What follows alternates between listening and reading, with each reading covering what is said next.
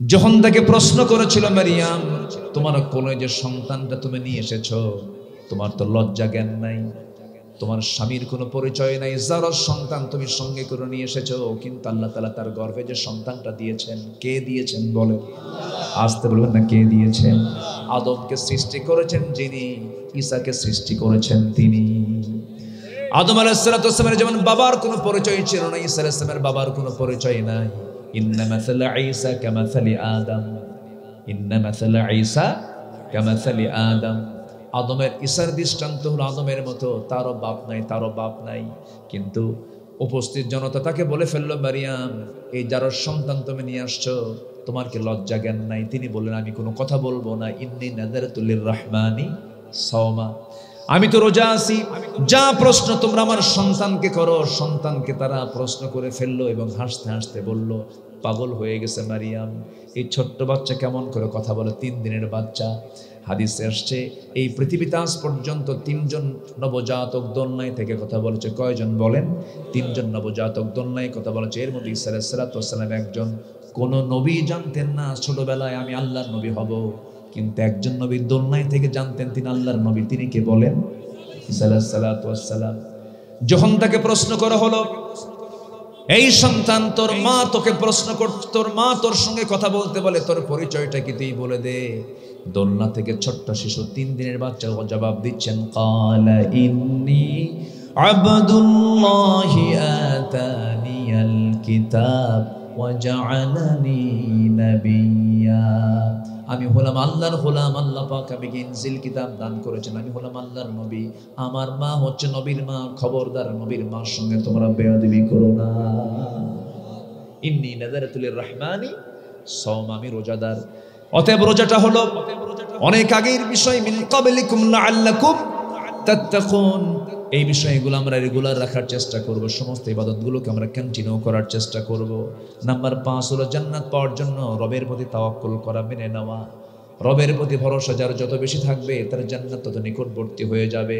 ওয়া মান ইয়াতাওয়াক্কাল আলাল্লাহ ফাহুয়া হাসবুহ, যে ব্যক্তি আল্লাহর প্রতি ভরসা করবে, আল্লাহই তার জন্য যথেষ্ট। জোরে বলি সুবহানাল্লাহ। আল্লাযীনা সাবারু ওয়া আলা রাব্বিহিম ইয়াতাওয়াক্কালুন ওয়াল্লাযীনা ইসতামিউনাল কাওলা ফায়াত্তাবিউনা আহসানা উলাইকাল্লাযীনা হাদাহুমুল্লাহ ওয়া উলাইকা হুম উলুল আলবাব। জোরে বলুন আল্লাহু আকবার। নাম্বার 6 হলো আল্লাহর জন্য সম্পদ ব্যয় করা। কার জন্য বলেন? আল্লাহর জন্য। মাসালুল্লাযীনা ইউনফিকুনা আমওয়ালাহুম ফি সাবিলিল্লাহি কামাসালি হাববাতিন আনবাতাত সাব'a সানাবিলা ফি কুল্লি সুনবুলাতিন মিআতু হাব্বাহ ওয়াল্লাহু ইউদাঈফু লিমান ইয়াশা ওয়াল্লাহু ওয়াসিউন আলীম। জোরে বলুন আল্লাহু আকবার। দান করবে যে জান্নাত পাবে, সে দান করব আমরা কার পথে? আসতে বলবেন না, কার পথে? একই ব্যক্তি মাহফিল কমিটির সভাপতি, আবার যাত্রা কমিটির সভাপতি। যাত্রাতেও দান করে, মাহফিলও দান করে। এমন চান্দাবাজ নেতা আছে না নাই? বলেন। আসতে বলবেন না, আছে না নাই? এগুলো এখন আমাদের মাথায় রাখতে হবে। বহু চ্যালেঞ্জ সামনে ফেস করতে হবে আমাকে আপনাকে। মন্দকে প্রতিহত করতে হবে। নাম্বার 7 হলো মন্দকে প্রতিহত করে ভালোকে প্রতিষ্ঠা করতে হবে। এটাও জান্নাতের পথ। ওয়াল্লাযীনা সাবারু ইবতিগাআ ওয়াজহি রাব্বিহিম ওয়া আকামুস সালাতা ওয়া আনফাকু মিম্মা রাযাকনাহুম সিররান ওয়া আলানিয়া ওয়া ইয়াদরাউনা বিল হাসানাতিস সাইয়্যিআহ উলাইকা লাহুম উকবাত দার। জোরে বলুন আল্লাহু আকবার। নাম্বার 8 হলো শিরক থেকে দূরে থাকতে হবে। ইন্নাহু মান ইউশরিক বিল্লাহি ফাকাদ হারামাল্লাহু আলাইহিল জান্নাহ ওয়া মাআওয়াহুন নার। জোরে বলুন আল্লাহু আকবার। নাম্বার 9 হলো আল্লাহর জন্য ধৈর্য ধারণ করতে হবে। ইন্নামা ইউওয়াফাস সাবিরুনা আজরাহুম বিগাইরি হিসাব। জোরে বলুন আল্লাহু আকবার। নাম্বার 10 হলো তওবা করতে হবে, আল্লাহর দিকে ফিরে আসতে হবে। যে বান্দা তওবা করে, আত-তাইবু মিনাজ যামবি কামান লা যামবা লাহ, যার তওবা কবুল হয়ে যায়, রাসূল বলেছেন তার জীবনের আগের জীবনের সমস্ত গুনাহগুলো মাফ হয়ে যায়। ইল্লা মান তাবা ওয়া আমানা ওয়া আমিলা সালিহান ফাউলাইকা ইয়াদখুলুনাল জান্নাতা ওয়া লা ইউযলামুনা শাইআ। জোরে বলুন আল্লাহু আকবার। সূরা মারইয়াম 60 নম্বর আয়াত। আবার সূরা ফুরকানে বলছেন ইল্লা মান তাবা ওয়া আমানা ওয়া আমিলা সালিহান ফাউলাইকা ইউবাদদিলুল্লাহু সাইয়্যাতিহিম হাসানাত। জোরে বলুন আল্লাহু আকবার। যে ব্যক্তি তওবা করবে, নেক আমল করবে, ফিরে আসবে, আল্লাহ রাব্বুল আলামিন বলেন আমি তার সারা জীবনের অর্জিত যত সাইয়্যাত গুলো আছে, যত গুনাহগুলো আছে, সমস্ত গুনাহগুলো পাল্টায়া সওয়াব বানায়া দেব। জোরে কোন সুবহানাল্লাহ। তওবার ফলাফলটা কত কত বরকতের, আল্লাহু আকবার বলেন। তওবা করব কার কাছে? মানুষের দল করেছে, এখন থেকে দল করব কার? চুরি করেছি করব না, জেনা করেছি জেনার দিকে যাব না, মানুষের হক নষ্ট করেছে আর হক নষ্ট করব না, জুলুম করেছে আর জুলুমের দিকে যাব না, শিরিক করেছে শিরিকের দিকে যাব না, ব্যবসায় ভেজাল করেছে আর ভেজাল করতে যাব না। এই সমস্ত কাজগুলোকে যদি বন্ধ করে একদম যদি ইখলাসের সাথে যদি কোনো বান্দা তওবা করে ফিরে আসে, আমার বন্ধুগণ আমি একটা প্রশ্ন করব। বাপের 4টা ছেলে, এই 4টা ছেলের মধ্যে 3টা ছেলেটা খুব ভালো, কিন্তু একটা ছেলে খুব দুষ্ট। বাপ মার নজর কার দিকে থাকে? বলেন বলেন বলেন বলেন, কার দিকে থাকে? ওই 3টার কোনো খবর রাখে না, বাপ মা শুধু ওই নজরটাই রাখে ওই ছোট দুষ্ট ছেলেটা কখন ভালো হয়ে যাবে, বারবার আল্লাহর কাছে চায়। আর আল্লাহকে বলে আল্লাহ আমার দুষ্ট ছেলেটাকে ভালো করে দাও। বান্দার মধ্যে যে সমস্ত বান্দাগুলো একটু বেশি দুষ্ট হয়, আল্লাহ পাক শুধু পেরেশান হন ওই বান্দাটা কখন তওবা করে আমার পথে ফিরে আসবে, তওবা করে আমার পথে কখন ফিরে আসবি। যখন কোনো বান্দা তওবা করে আল্লাহর পথে ফিরে আসে, 1 পা গায়, আল্লাহ তার দিকে 10 পা গান। বান্দা হেঁটে হেঁটে আসে, আল্লাহ তার দিকে দৌড়ে দৌড়ে যান। আল্লাহু আকবার বলেন। আল্লাহর টার্গেট হলো বান্দাকে কি দেওয়া? জাহান্নাম দেওয়া না জান্নাত দেওয়া? বলেন বলেন বলেন, কি দেওয়া? জান্নাত। তওবা করব কার কাছে? আল্লাহর কাছে। 99টা খুন করার পরে ভালো হওয়ার জন্য একজন আল্লাহওয়ালার কাছে গেছে, ও আল্লাহওয়ালা আমি ভালো হতে চাই, 99টা খুন করছে, আমি কি ভালো হতে পারবো নাকি? আল্লাহ আমাকে মাফ করবেন না? মাফ করবে না। জবা করছে, পূরণ করলো কতগুলো? 100টা। এরপর অনুশোচনা হলো, আরেকজন বান্দার কাছে গিয়ে বলল ভাই আমি তো এতগুলো মার্ডার করে ফেলছি, আমি কি বাঁচবো নাকি? আমি কি আল্লাহর কাছে মাফ পাবো নাকি? হ্যাঁ পাবে। তুমি এলাকায় থাকো না, ওই এলাকায় ভালো মানুষের বসবাস আছে। সহিহ হাদিস, এটা একদম বুখারীর হাদিস। যাও তুমি ওই জনপদে চলে যাও। ইখলাসের সাথে তওবা করে নিল, রওনা হলো। মাঝপথে দুনিয়া থেকে বিদায় হয়ে গেল। আযাবের ফেরেশতা, কি আযাবের ফেরেশতা হাজির হলো, আবার ভালো ফেরেশতা হাজির হলো, রহমতের ফেরেশতা হাজির হলো, জান্নাতের ফেরেশতা জাহান্নামের ফেরেশতা হাজির হয়ে গেছে। সামনে দুজন বাকবিতণ্ডা শুরু করে দিয়েছে, বলতেছে এটা আমার, বলতেছে এটা আমার। শেষ পর্যন্ত মাপ দিয়ে দেখা গেল, আল্লাহ বললেন মাপ দিয়ে দেখো সে কি বেশিটুকু আসছে নাকি? হ্যাঁ বেশিটুকু আসছে। বেশিটুকু আসার জন্য আমি আল্লাহ তার তওবা কবুল করে আমি তাকে মাফ করে জান্নাত ঘোষণা দিয়ে দিলাম। আল্লাহ চান না কোনো বান্দা জাহান্নামে যাক, জান্নাতে যাওয়ার জন্য চেষ্টা করার দরকার আছে না নাই? চেষ্টা করব আমরা, সাহায্য করবেন কে? ওয়াল্লাযীনা জাহাদু ফিনা লানাহদিয়ান্নাহুম সুবুলানা।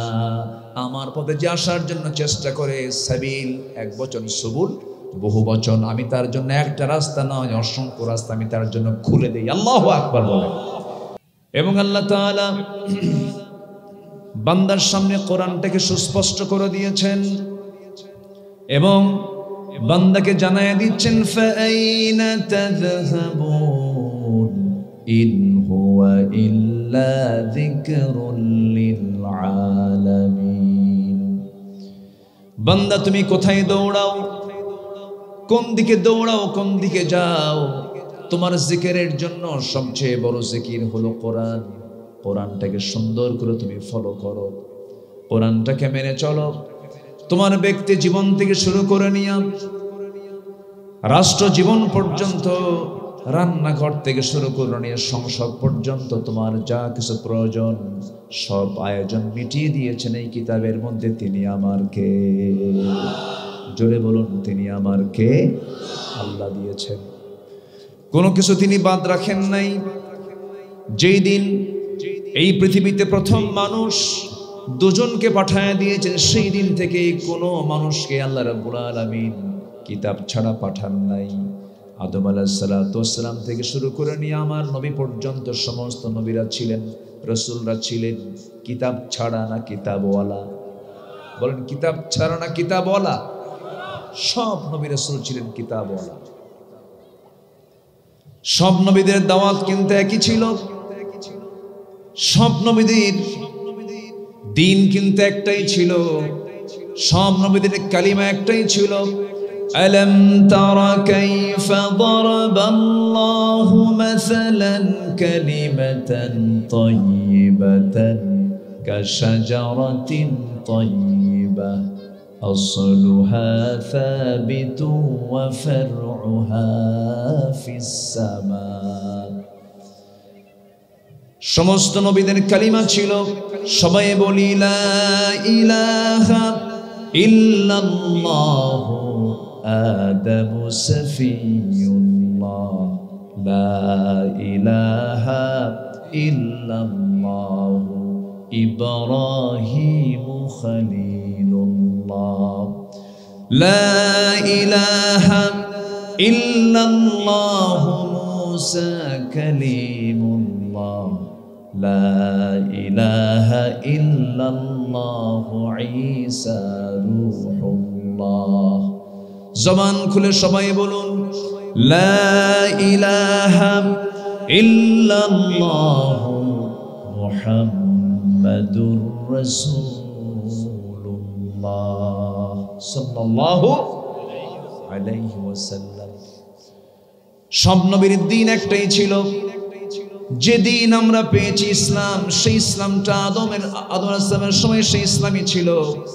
সব নবীদের দিন একটাই ছিল।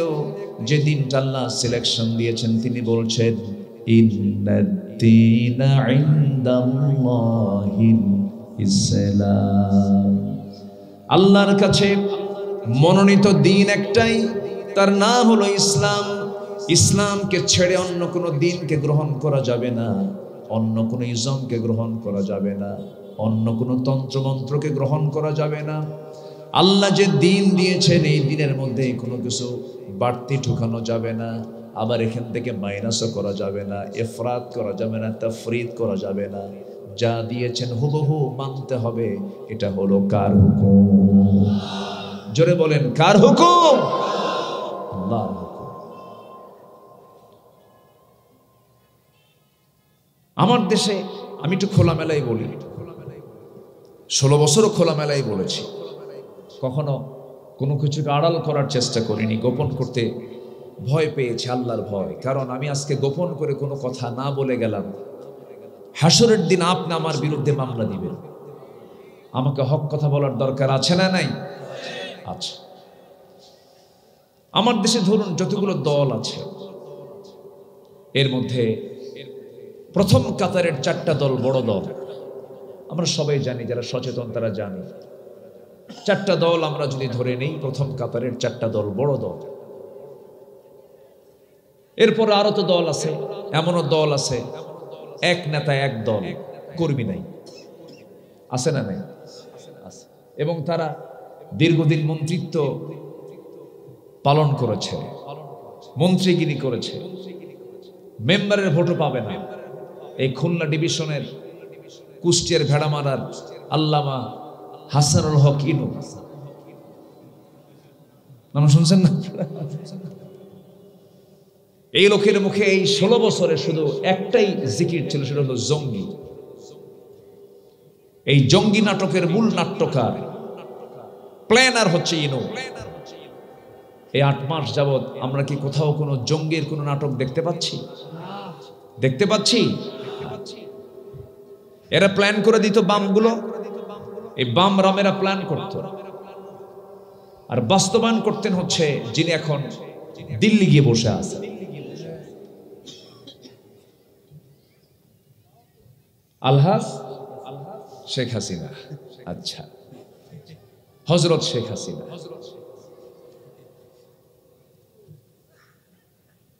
হয়তো অনেকে বলবেন, হুজুর ওয়াজ মাহফিলে এসে এই ধরনের ব্যক্তিদের নাম নিচ্ছেন, এতে অতি রাজনীতিকরণ হয়ে যাচ্ছে। তো হয়তো অনেকে অনেক মন্তব্য করতে পারে। কোরআনটা কার কিতাব বলেন তো? জোরে বলেন, কার কিতাব? নাজিল করেছেন কে? 5 ওয়াক্ত নামাজ পড়ি কি দিয়া? বলেন কি দিয়া? ইমাম সাহেব কি সূরা লাহাব পড়ে? আস্তে করে, সূরা লাহাব পড়ে কিনা? লাহাব কেন আসলো? কোরআনে কারীমের মধ্যে যদি আবু লাহাবের নাম আসে, বক্তৃতার মধ্যেও ফ্যাসিস্ট সরকার জালিমদের নাম আসতে হবে, ঠিক কিনা? আসতে হবে, আসতে হবে। হককে স্পষ্ট করতে হবে। অনেক জুলুম করা হয়েছে, অনেক নির্যাতন করা হয়েছে, অনেক নিপীড়ন করা হয়েছে। ফেরেশতা চরিত্রে মানুষগুলোকে জাতির সামনে অত্যাচার স্টিমরোলার চালিয়ে জাতিকে জিম্মি করে ফাঁসির মঞ্চে ঝুলিয়ে মারা হয়েছে এই সমস্ত লোকগুলোকে। তাফসীর মাহফিলের প্ল্যাটফর্ম থেকে সুস্পষ্ট ভাষায় জানান দিতে চাই, শুরুতেই অন্যায়ভাবে যে সমস্ত ব্যক্তিদেরকে হত্যা করা হয়েছে, সর্বশেষ আমার সন্তান 2000 সন্তানদেরকে জুলাই আগস্টে যে হত্যা করা হলো, প্রতিটি হত্যার বিচার বাংলার জমিনে হতে হবে। রাজি আছেন কারা কারা? হাত উঁচু করে দেখান মুসলমান।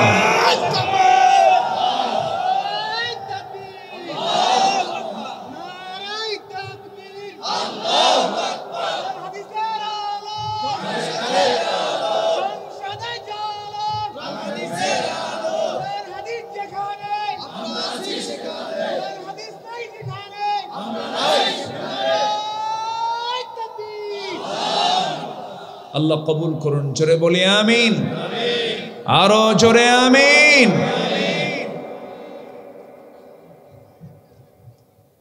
সম্মানিত ভাইয়েরা, সম্মানিত বন্ধুগণ,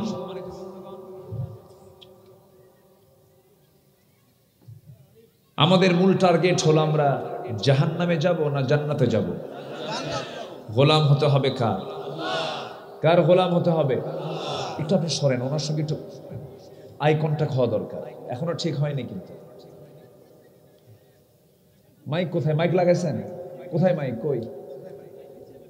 এখনো দেন নাই? ওয়াজ শেষে দিবেন।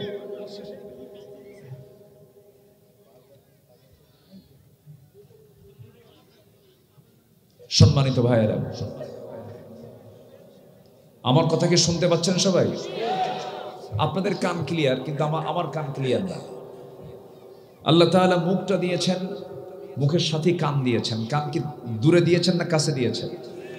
মুখটা, কানটা ক্লিয়ার করতে হবে। তা আপনার কান আমার কান আগে ক্লিয়ার করেন, সুন্দর করেন।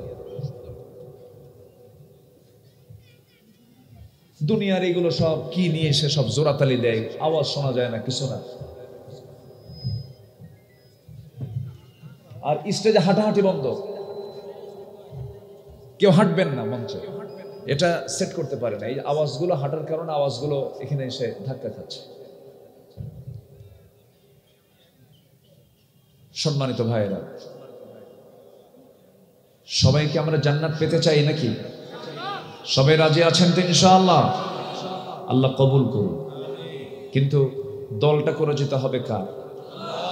আসতে বলবেন না কার? আরো জোরে কার? কোরআনকে যদি প্রশ্ন করেন, কোরআন বলো তো দলটা কি দল করবে, এই জবাব তো মনে হয় কোরআনে নাই। আসতে বলবেন না, আছে না নাই? আমার দেশে বৃহৎ দল কয়টা বড়? বলেন কয়টা বড়? 4টা বড়। এই 4টি দলের মধ্যে সবগুলো কি ইসলামী দল? বলেন।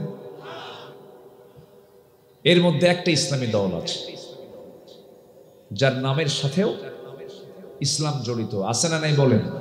এবং তাদের কথা হলো, আমরা সমাজে, রাষ্ট্রে কি প্রতিষ্ঠা করতে চাই? ইসলাম। বাকি যে 3টা দল আছে, এরা কি কখনো বলে যে আমরা ইসলাম কায়েম করতে চাই? বলেন, চায় না।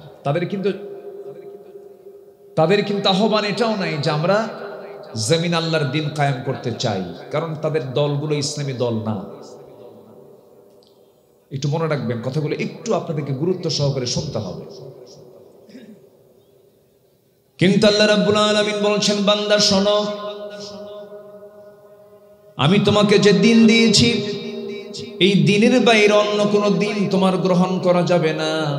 আল্লাহ রাব্বুল আলামিন সুস্পষ্ট ভাষায় জানিয়ে দিলেন, ওয়া মাইয়াবতাগি গায়রাল ইসলামি দীনান ফালাই ইউকবালা মিনহু ওয়া হুয়া ফিল আখিরাতি মিনাল খাসিরিন। জীবন বিধান হিসাবে ইসলামকে ছেড়ে দিয়ে অন্য কোনো দিনকে যদি কোনো বান্দা গ্রহণ করে, ফালাই ইউকবালা মিনহু, আল্লাহ রাব্বুল আলামিন বলেন আমি তার কোনো কিছুই গ্রহণ করব না। আখিরাতে সে ক্ষতিগ্রস্তদের অন্তর্ভুক্ত হয়ে যাবে। অর্থাৎ দল যদি করতেই হয় সেই দলটা করতে হবে কার দল? আসতে বলবেন না, কার দল? সেই দলের লোকগুলো কি করবে? ওয়ালতাকুম মিনকুম উম্মাতুন ইয়াদউনা ইলাল খায়রি ওয়া ইয়া'মুরুনা বিল মা'রুফি ওয়া ইয়ানহাউনা আনিল মুনকার ওয়া উলাইকা হুমুল মুফলিহুন। জোরে বলুন আল্লাহু আকবার। সেই দলের কাজ হবে তোমাদের মধ্যে এমন একটা দল থাকা দরকার যে দল মানুষকে সৎ কাজের আদেশ দেবে, অসৎ কাজের নিষেধ করবে, বাধা প্রদান করবে। এরাই হলো সফল কাম। এই জন্য আমার বন্ধুগণ, দল তো করতেই হবে, সেই দলটা করব কার দল? আল্লাহ অন্য জায়গায় বলছেন, ওয়া মান ইয়াতাওয়াল্লাল্লাহা ওয়া রাসূলুহু والذين آمنوا فإن حزب الله هم الغالبون। জোরে বলুন আল্লাহু আকবার। যারা আল্লাহকে অভিভাবক মনে করবে এবং রাসূলকে যারা বন্ধু বানাবে, ইমানদারকে যারা বন্ধু বানাবে, জেনে রেখে দিও আল্লাহর দলটাই বিজয়ী দল। জোরে কোন সুবহানাল্লাহ। দল করে যাব কার দল? আসতে বলবেন না, কার দল? আল্লাহর দল। ইসলামী দল করতে হবে। অন ইসলামী কোন দল করলে পরে বড় বেকায়দা হয়ে যাবে, কারণ কিয়ামতের দিন আপনি তো একা একা আল্লাহর সামনে হাজির হবেন না। আল্লাহ নিজে কোরআনে জানায়া দিচ্ছেন, ওয়া ইয়াওমা নাদউ কুল্লা উনাসিম বিইমামিহিম। হাসরের দিন আল্লাহ রাব্বুল আলামিন প্রত্যেক বান্দাকে তার নেতা সহ ডাক দিবেন।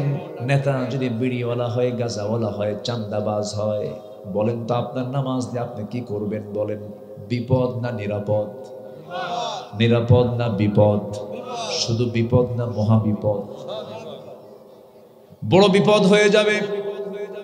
এই জন্য নেতৃত্ব মানতে গিয়ে চিন্তা করতে হবে।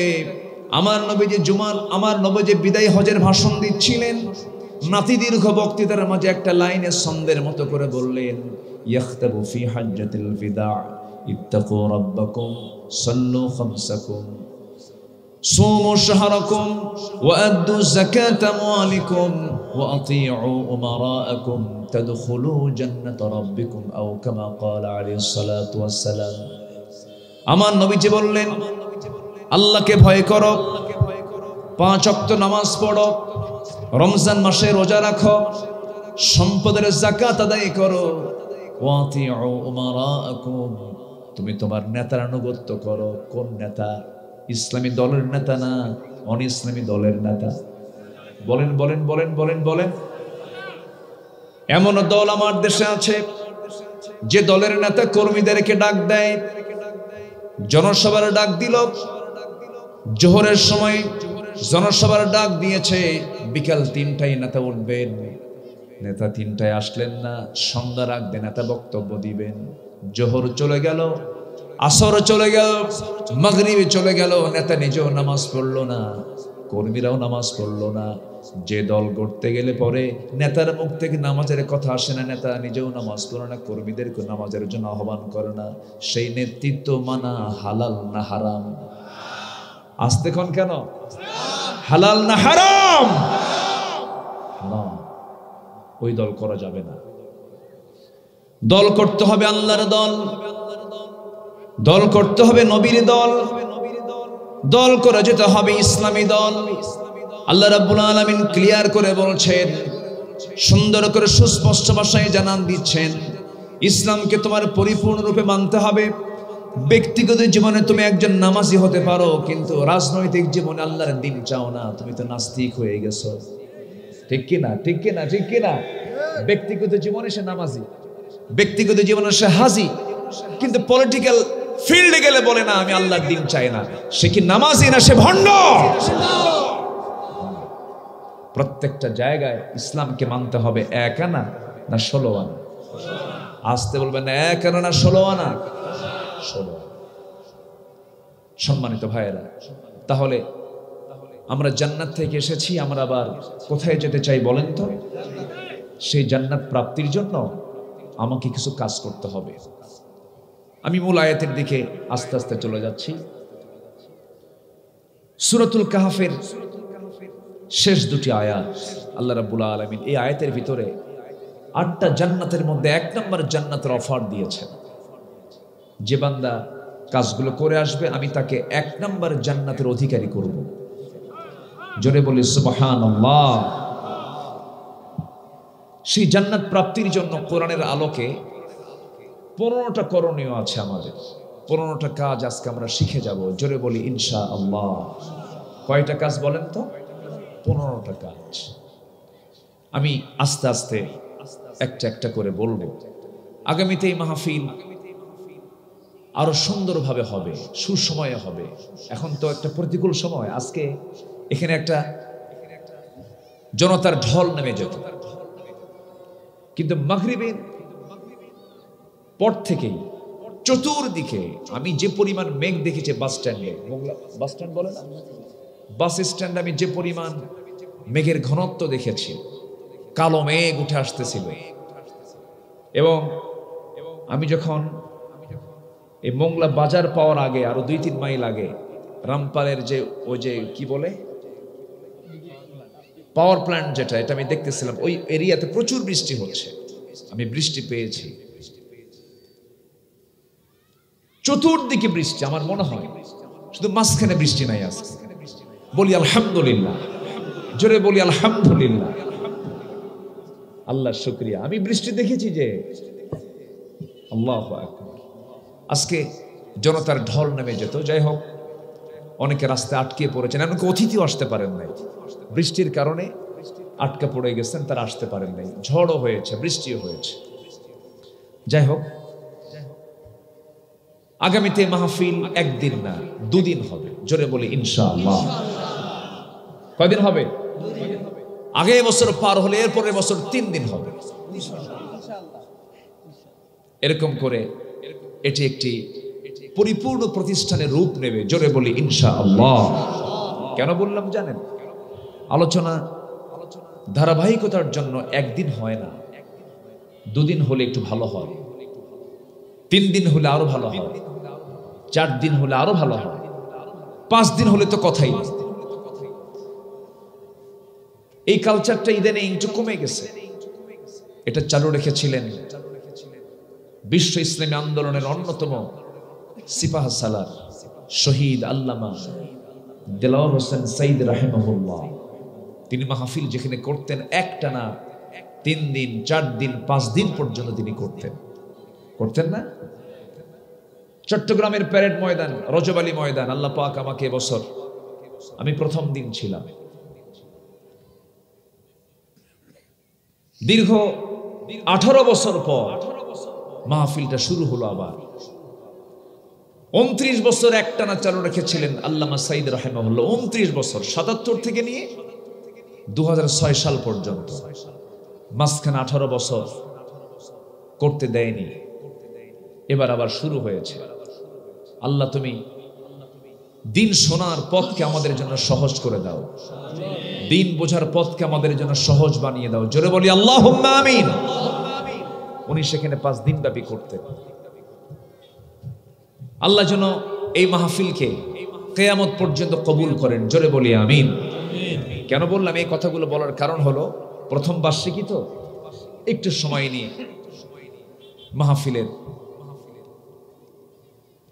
মাহফিল সংক্রান্ত মাহফিল কমিটি নিয়ে একটু কথা বলে ফেললাম। সম্মানিত ভাইয়েরা, আসুন এই 15টা করণীয় কাজ কি আমরা একটা একটা করে আজকে শুনবো। এক নম্বর কাজ হলো ঈমান আনা। কি আনা বলেন? খুব সহজ কাজ। হুজুর এটা এত সহজ, এটা তো আমার দাদাও আনছে, আমার বাপও আনছে, আমিও আনছি। আমার দাদা শরীফুল ইসলাম, আমার বাপ শহীদুল ইসলাম, আমি হলাম আমিনুল ইসলাম। 3 ইসলাম আছে। এরপরে আবার আপনি বলতেছেন আপনার ঈমান আনতে হবে, এটা আবার কেমন কথা? ঈমান কি পৈতৃক সূত্রে পাওয়া কোনো সম্পত্তির না? ঈমান টানতে হবে। ঈমান না আনা পর্যন্ত বংশীয় কোনো পরিচয় দিয়ে আমি জান্নাত পাবো না। মহান রব্বুল আলামিন সুন্দর করে বলছেন, ইন্নাল্লাযীনা আমানু ওয়া আমিলুস সালিহাতি কানাত লাহুম জান্নাতুল ফিরদাউসি নুজুলা খালিদিনা ফিহা লা ইয়াবগুনা আনহা হিওয়ালা। জোরে বলুন আল্লাহু আকবার। নিঃসন্দেহে যারা ঈমান আনবে এবং নেক আমল করবে তাদের জন্য রয়েছে ফার্স্ট ক্লাস জান্নাত। 1 নম্বর জান্নাতের নাম কি বলুন? জোরে বলুন, কি নাম বলুন? জান্নাতুল ফিরদাউস। ওই ব্যক্তির জন্য জান্নাতুল ফিরদাউস হয়ে যাবে যে ঈমান আনবে এবং নেক আমল করবে। ঈমান আছে, নেক আমল নাই। আবার নেক আমল আছে, ঈমান নাই, তার কোনো দাম নাই। ঈমানহীন আমলের কোনো দাম হবে না, আবার আমলহীন ঈমানের কোনো মূল্য আল্লাহর দরবারে থাকবে না। দুটার সমন্বয় থাকতে হবে। এই দুটার সমন্বয় যার মধ্যে থাকবে সেই ব্যক্তি জান্নাত পেয়ে যাবে। জান্নাত পাওয়ার জন্য সাহাবীরা কি পেরেশান ছিলেন। আমার নবীজি শুধু সাহাবায়ে কেরামকে বলেছেন, সাহাবীরা কে জান্নাত পেতে চাও? আমি কি তোমাদের কেমন একটা জান্নাতের সংবাদ দেব নাকি? যে জান্নাতের দরজার প্রশস্ততা হবে, যে জান্নাতের প্রশস্ততা হবে আসমান জমিন বরাবর। এমন কথা শোনার সঙ্গে সঙ্গে সাহাবায়ে কেরাম বলছেন, ইয়া রাসূলুল্লাহ, ওই জান্নাত পাওয়ার জন্য কি কাজটা করতে হবে? রাসূল বললেন, বদর প্রান্তরে যুদ্ধের ময়দানে ঝাঁপিয়ে পড়তে হবে। সাহাবী সেই সময় একটা খেজুর খাচ্ছিলেন, খেজুরের অর্ধেকটা খেয়েছেন আর অর্ধেকটা হাতে আছে। এই কথা শোনার সঙ্গে সঙ্গেই তিনি করলেন কি, অর্ধেক খেজুরটা না খেয়ে মুখ থেকে ফেলে দিলেন। রাসূল বলছেন, সাহাবী তুমি অর্ধেক খেজুর খেলে আর অর্ধেক খেজুর ফেলে দিলে, এর কারণটা কি? হুজুর অর্ধেক খেজুর খেয়েছে আর অর্ধেক খেজুরটা ফেলে দেওয়ার কারণ হলো এই খেজুরটা খেতে যতটুকু সময় লাগবে এটা আমার জন্য লস। এক্ষণে চলে গেলাম জিহাদের প্রান্তরে, শহীদ হয়ে জান্নাতে যেতে চাই। জোরে বলি সুবহানাল্লাহ, আরো জোরে বলি সুবহানাল্লাহ। জান্নাত পাওয়ার জন্য তাদের কি আকাঙ্ক্ষা ছিল, কি তীব্র আকাঙ্ক্ষা তাদের মধ্যে কাজ করেছে। যে মুসাহাবের জীবনে এক পোশাক একদিন পরেছেন, দ্বিতীয় দিন সেই পোশাক পরেন নাই, দ্বিতীয় দিন যে পোশাক পরেছেন তৃতীয় দিন সেই পোশাক পরেন নাই, সেই মুসাহাবের বিলাসী জীবন ছিল।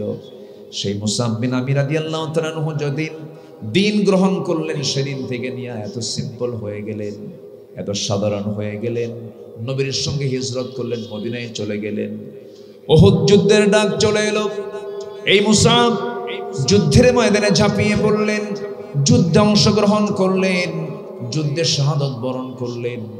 দিন গ্রহণ করতে গিয়ে তিনি এত সিম্পল জীবন গ্রহণ করলেন যে সেই যুদ্ধে শহীদ হয়ে যাওয়ার পরে সাধারণত জিহাদের ময়দানে মুজাহিদ যুদ্ধ করে শহীদ হয়ে গেলে পরে অন্য কোনো কাপড় দিয়ে তার কাফনের কাপড় পরানো হয় না।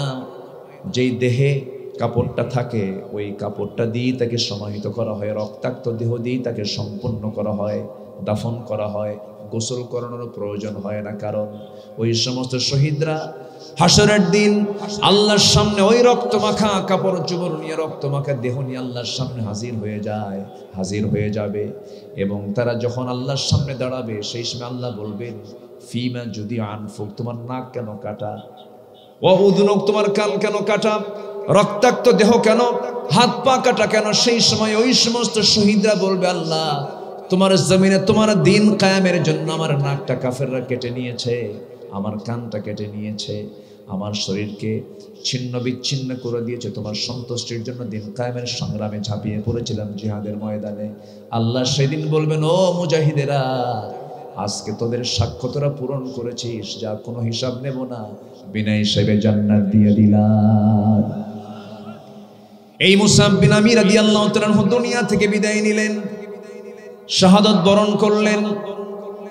কি মজবুত ঈমান তারা এনেছিলেন, যে বিলাসী জীবন তার ছিল, দিন গ্রহণ করার পরে তার সম্পূর্ণ উল্টা হয়ে গেল। জিহাদে অংশগ্রহণ করেছেন, শহীদ হয়ে গেছেন, কিন্তু দেখা গেল তাকে দাফন করার জন্য যে কাপড় লাগবে, তার গায়ে যে কাপড়টা ছিল, সেই কাপড়টা দিয়া মাথা ঢাকলে পা ঢাকে না, পা ঢাকলে মাথা ঢাকে না। বুখারীর বর্ণনা, বুখারী শরীফের হাদিস এটা। পা ঢাকলে পরে মাথা ঢাকে না চাদর দিয়া, মাথা ঢাকলে পা ঢাকে না। আমার নবীর কাছে পরামর্শ চাওয়া হলো, ইয়া রাসূলুল্লাহ, আমাদের মুসাব শাহাদাত বরণ করেছে, তার কাফনের কাপড়টা আমরা পরাতে পারছি না কেন, কি হয়েছে? সতরটা বের হয়ে থাকে, মাথা ঢাকলে সতর বের হয়, আবার পাটা ঢাকলে মাথা বের হয়ে থাকে, কি করব আমরা? আমার নবীজি বলেন, কাপড় দিয়ে মাথার অংশটুকু ঢেকে দাও, আর পায়ের যে অংশ আছে তোমরা ইস্কির নামক ঘাস দিয়া পাটা ঢেকে দিয়ে তাকে সমাহিত করে দাও। আমার বন্ধুগণ, ঈমান এনেছি আমরা, ঈমানের লালন করতে হবে, ঈমানের যত্ন আনতে হবে। ওয়াল্লাযীনা আমানু ওয়া লাম ইয়ালবিসু ঈমানাহুম বিযুলমিন উলাইকা লাহুমুল আমনু ওয়া হুম মুহতাদুন। জোরে বলুন আল্লাহু আকবার। ঈমান যারা আনবে এবং ঈমানকে যারা জুলুমের দ্বারা আচ্ছাদন করবে না, শিরকের দ্বারা যারা আচ্ছাদন করবে না, এই সমস্ত বান্দাগুলো আমার নিরাপত্তায় থেকে যাবে, এরাই হেদায়েত প্রাপ্ত বান্দা। অতএব ঈমান এনেছি, ঈমানকে অযত্নে রাখবো না যত্নে রাখবো? বলেন বলেন বলেন, ঈমানকে অযত্নে রাখবো না যত্নে রাখবো? ঈমানকে যত্নে রাখতে হবে, শিরক থেকে দূরে রাখতে হবে, বেদাত থেকে দূরে রাখতে হবে, কুফর থেকে দূরে রাখতে হবে, দুনিয়ার দল থেকে আমার ঈমানকে হেফাজতে রাখতে হবে। দল করতে হবে কার?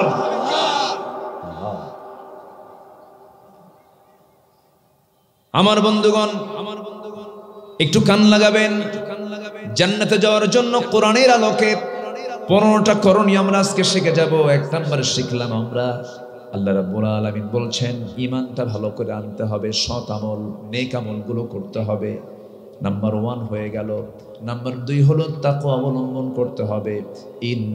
ইন্নাল মুত্তাকিনা ফি জান্নাতিন ওয়া নাঈম ফাকিহিনা বিমা আতাহুম রাব্বুহুম ওয়া আকাহুম রাব্বুহুম আযাবাল জাহিম। জোরে বলুন আল্লাহু আকবার, আরো জোরে আল্লাহু আকবার। যার মধ্যে তাকওয়া থাকবে তার কোনো ভয় নাই, যার মধ্যে তাকওয়া আছে তার কোনো চিন্তা নাই। তাকওয়ার পুরস্কার হলো জান্নাত। আল্লাহ রাব্বুল আলামিন তাকওয়ার ব্যাপারে বহু জায়গায় বহু কথা বলেছেন। আল্লাহ রাব্বুল আলামিন সুন্দর করে মুত্তাকি হওয়ার জন্য কি কি গুণ অর্জন করা দরকার তা কোরআনের শুরুতেই বলে দিয়েছেন। কোরআনটা আমরা খুলবো, খোলার সঙ্গে সঙ্গে আল্লাহর পরিচয় পাবো, এরপরে মুত্তাকির পরিচয় পাবো। সূরা ফাতিহার মধ্যে কার পরিচয়? আসতে বলবেন না, কার পরিচয়?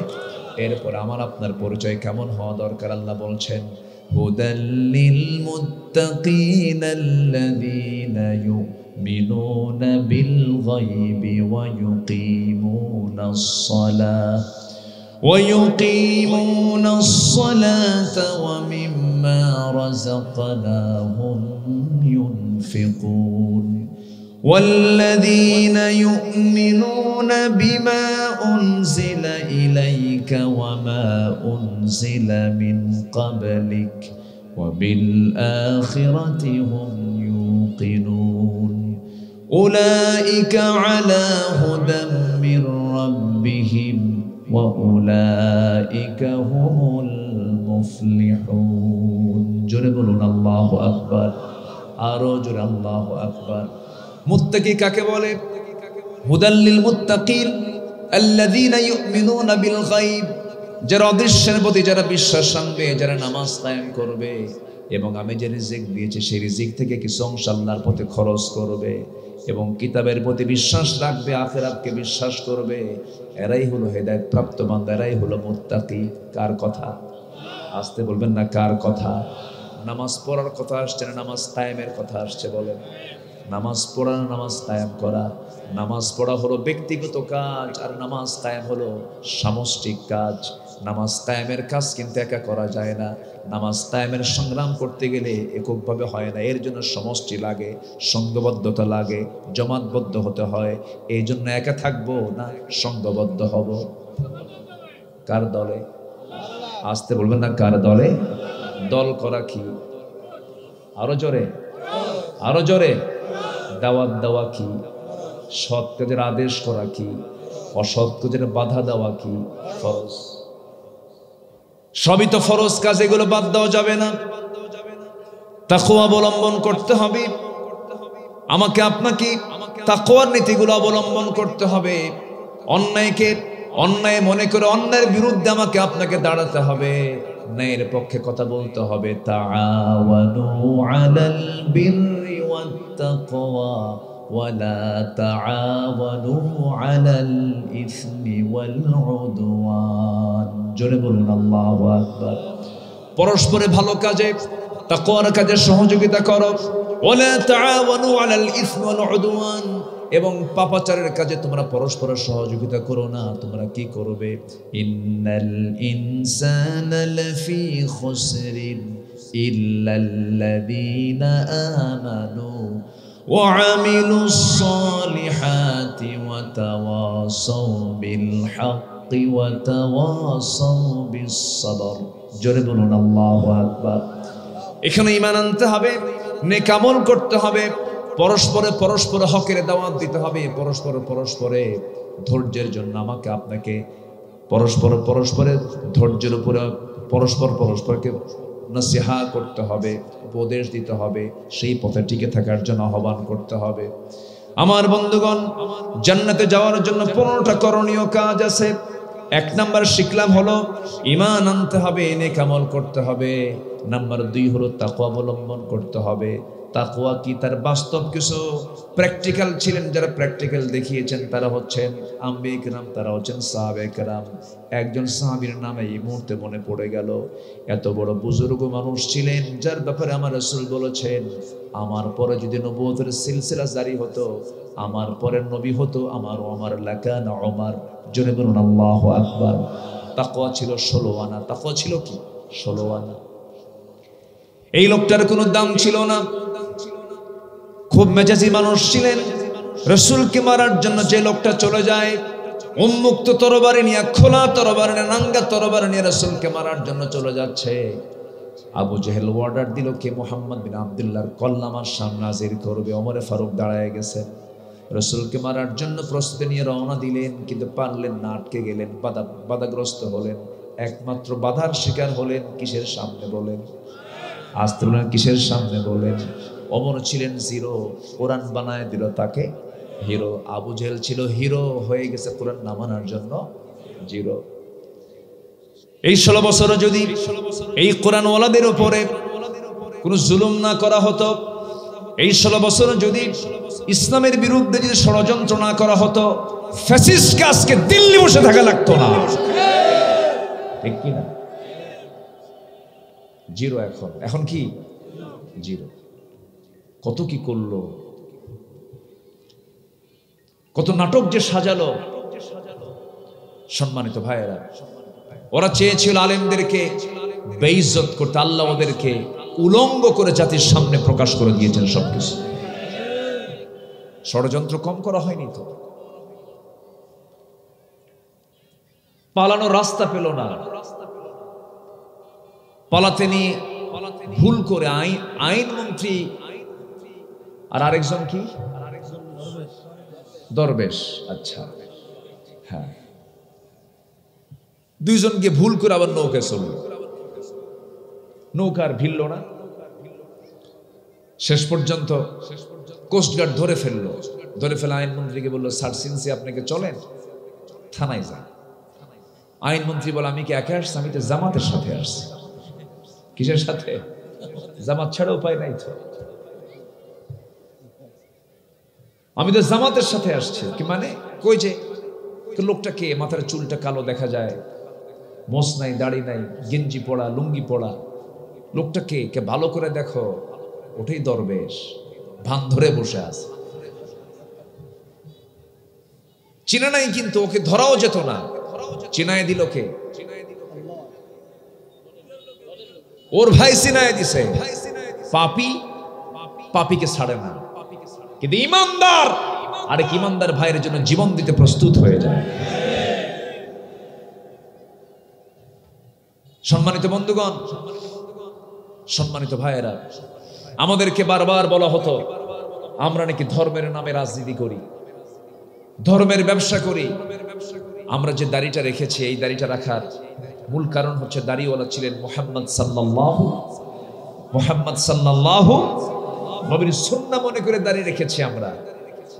কিন্তু ওই যে দাড়িটা যে কাটলো, মাথার চুল যে কালো বানালো, ওই দাড়ি রাখলো এবং কাটলো, ধর্মের ব্যবসা আমরা করে না, তারাই ধর্মের ব্যবসা করে, যাদের প্রয়োজনে দাড়ি রাখে আবার দাড়ি কাটে। আমি কি ভুল বললাম? সম্মানিত ভাইয়েরা, সম্মানিত বন্ধুগণ, কোরআনকে মানবো, সম্মান দিবেন কে? কোরআনের দল করব, সম্মান দিবেন কে? জান্নাত দেবেন কে? কোরআন আমাকে আপনাকে সুপারিশ করে জান্নাতের দরজায় নিয়ে যাবে। আল কোরআন আস-সাওম ওয়াল কোরআন ইউশাফিআন লিল আবদি। সাওম এবং কোরআন, এই দুটো জিনিস বান্দাকে সুপারিশ করে জান্নাতে নিয়ে চলে যাবে। কত দামি কিতাব এটা! এই জন্য আমরা কোরআনওয়ালা হব, কোরআনের দল করব। জোরে বলি ইনশাআল্লাহ। জান্নাতে যাওয়ার 15টা করণীয়, এর মধ্যে 1 নাম্বার শিখেছি আমরা ঈমান, নেক আমল। নাম্বার 2 হলো তাকওয়া। সাইয়েদনা ওমর ফারুকের কথা বলছিলাম, জিরো ছিলেন, কি হয়ে গেছেন? হিরো। কোরআনকে মানার কারণে কি আল্লাহওয়ালা হলেন। আল্লাহু আকবার। যে লোকটা জান্নাতের সংবাদ পেয়েছেন দুনিয়াতে বসে, মাহে রমজানের 30টা রোজা পালন করে ঈদগাহে যাবেন, নামাজ পড়াবেন। ঈদগাহে সব মুসল্লি হাজির হয়ে গেছে, ইমাম নাই। ঘন্টা পার হয়ে গেল, ইমাম নাই। চলে আসছে তার বাড়িতে, সাইয়েদনা ওমর ফারুক রাদিয়াল্লাহু আনহুকে ডাকতেছেন। সেই সময় তিনি কি করছেন? ওই সময় তিনি সেজদায় পড়ে ডুকরে ডুকরে কাঁদতেছেন। বলা হলো, আমিরুল মুমিনিন, মুসল্লিরা আপনার অপেক্ষায় আছে, আপনি কখন নামাজ পড়াবেন?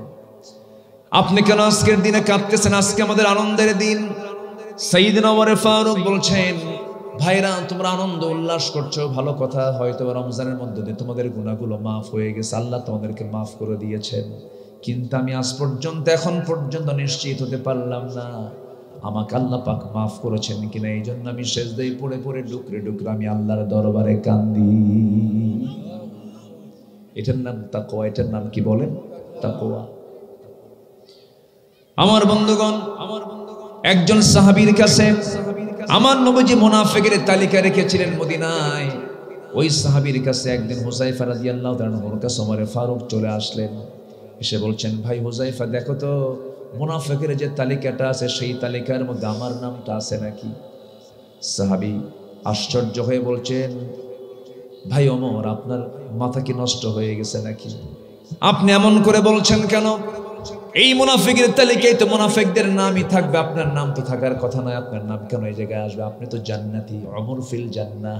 তিনি কেঁদে কেঁদে বলছেন, ভাই হুযায়ফা, আমার মাঝে মাঝে মনে হয় আমি বুঝি মুনাফিক হয়ে গেছি। দেখো তো, আবার একটু চোখ মেরে দেখো তো আমার নামটা ওই জায়গায় আছে কিনা। ওমরের মতো মানুষ নিজেকে নিয়ে কি শঙ্কিত থাকতেন, কি পেরেশানির মধ্যে তিনি সময়গুলো পার করতেন। শুধু তিনি তালাশ করতেন কার রহমত, আসতে বলবেন না, কার রহমত? আল্লাহর রহমত। এই জন্য আমার বন্ধুগণ, তাকওয়ার নীতি অবলম্বন করতে হবে। আল্লাহর ভয়টা দিলের মধ্যে সবসময় জিন্দা রাখতে হবে। আল্লাহর ভয়টা ইস্তেকামাত করতে হবে। ওমরে ফারুক রাদিয়াল্লাহু তাআলা আনহু একদিন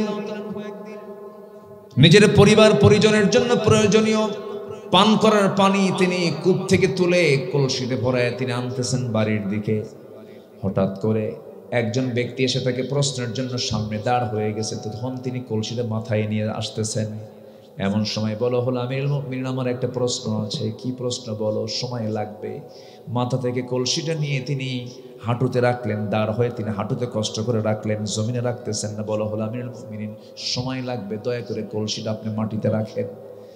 সাইয়েদনা ওমর ফারুক বলছেন, ও প্রশ্নকারী, তুমি আমাকে যে প্রশ্ন করতে যাচ্ছ সময় লেগে যাবে, মাথায় রাখা কষ্ট হবে মনে করে আমি আমার হাঁটুতে রেখেছি, জমিনে রাখা যাবে না।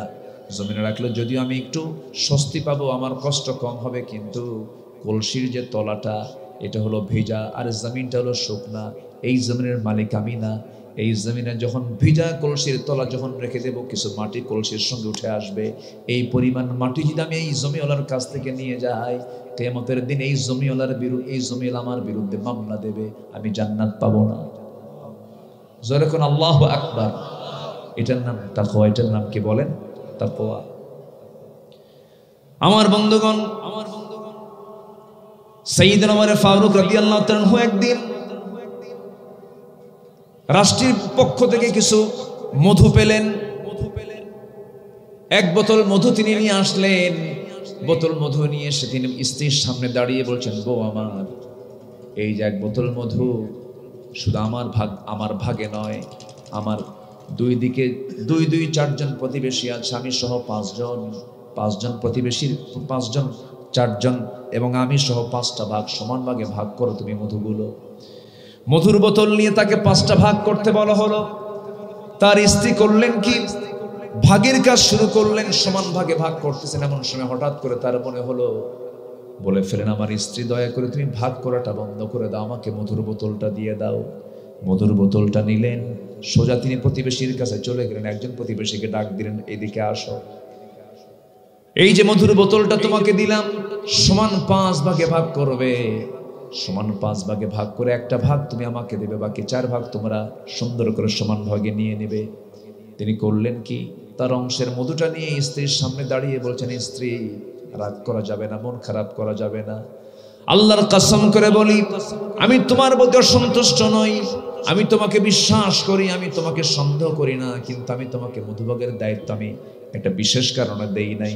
সেই কারণটা হলো, তুমি সমান ভাগই ভাগ করবে, কিন্তু মধু ভাগ করতে নিয়ে তুমি যদি হঠাৎ করে কম বেশি করবে, আমি বিশ্বাস করি না। তুমি সমান ভাগই ভাগ করবে, কিন্তু তুমি যখন মধুটা ভাগ করতে যাবে, তোমার হাতের মধ্যে কিছু মধু লেগে যাবে। সেই মধুটা যদি 1 ফোঁটা অথবা 2 ফোঁটা 3 ফোঁটা হয়, হাতে লেগে থাকে, মধু তো আমাদের ভাগে বেশি আসবে। এটা আমি চাই নাই মনে করে মধুভাগের দায়িত্ব আমি অন্যজনের কাঁধে দিয়ে দিয়েছি। জোরে কোন সুবহানাল্লাহ। এটার নাম কি?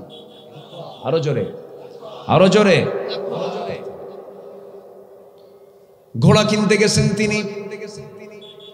আজকের যুগে হোন্ডা কিনতে যায়, কি কিনতে যায়? হোন্ডা কিনতে যায়, সাইকেল কিনতে যায়। আগের যুগে ঘোড়া ছিল প্রধান বাহন। ঘোড়া কিনতে গেছেন, তার প্রয়োজনের জন্য ঘোড়া প্রয়োজন, তার প্রয়োজন পূরণের জন্য তিনি ঘোড়া কিনতে গেলেন।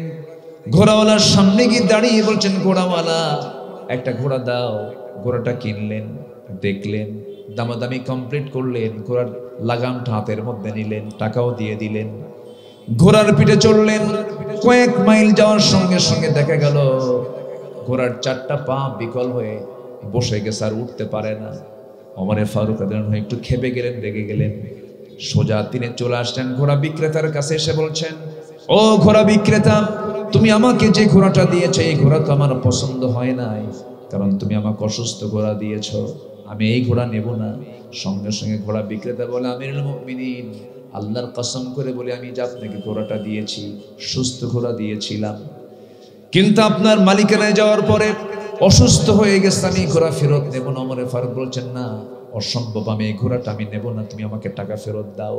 এবার ঘোড়া বিক্রেতা বলতেছে, আমিরুল মুমিনিন, আপনিও ছাড়তেছেন না, আমিও ছাড়তেছেন, অতএব এই বিচারটা আমি আপনি না করে চলুন আমরা আদালতে যাই।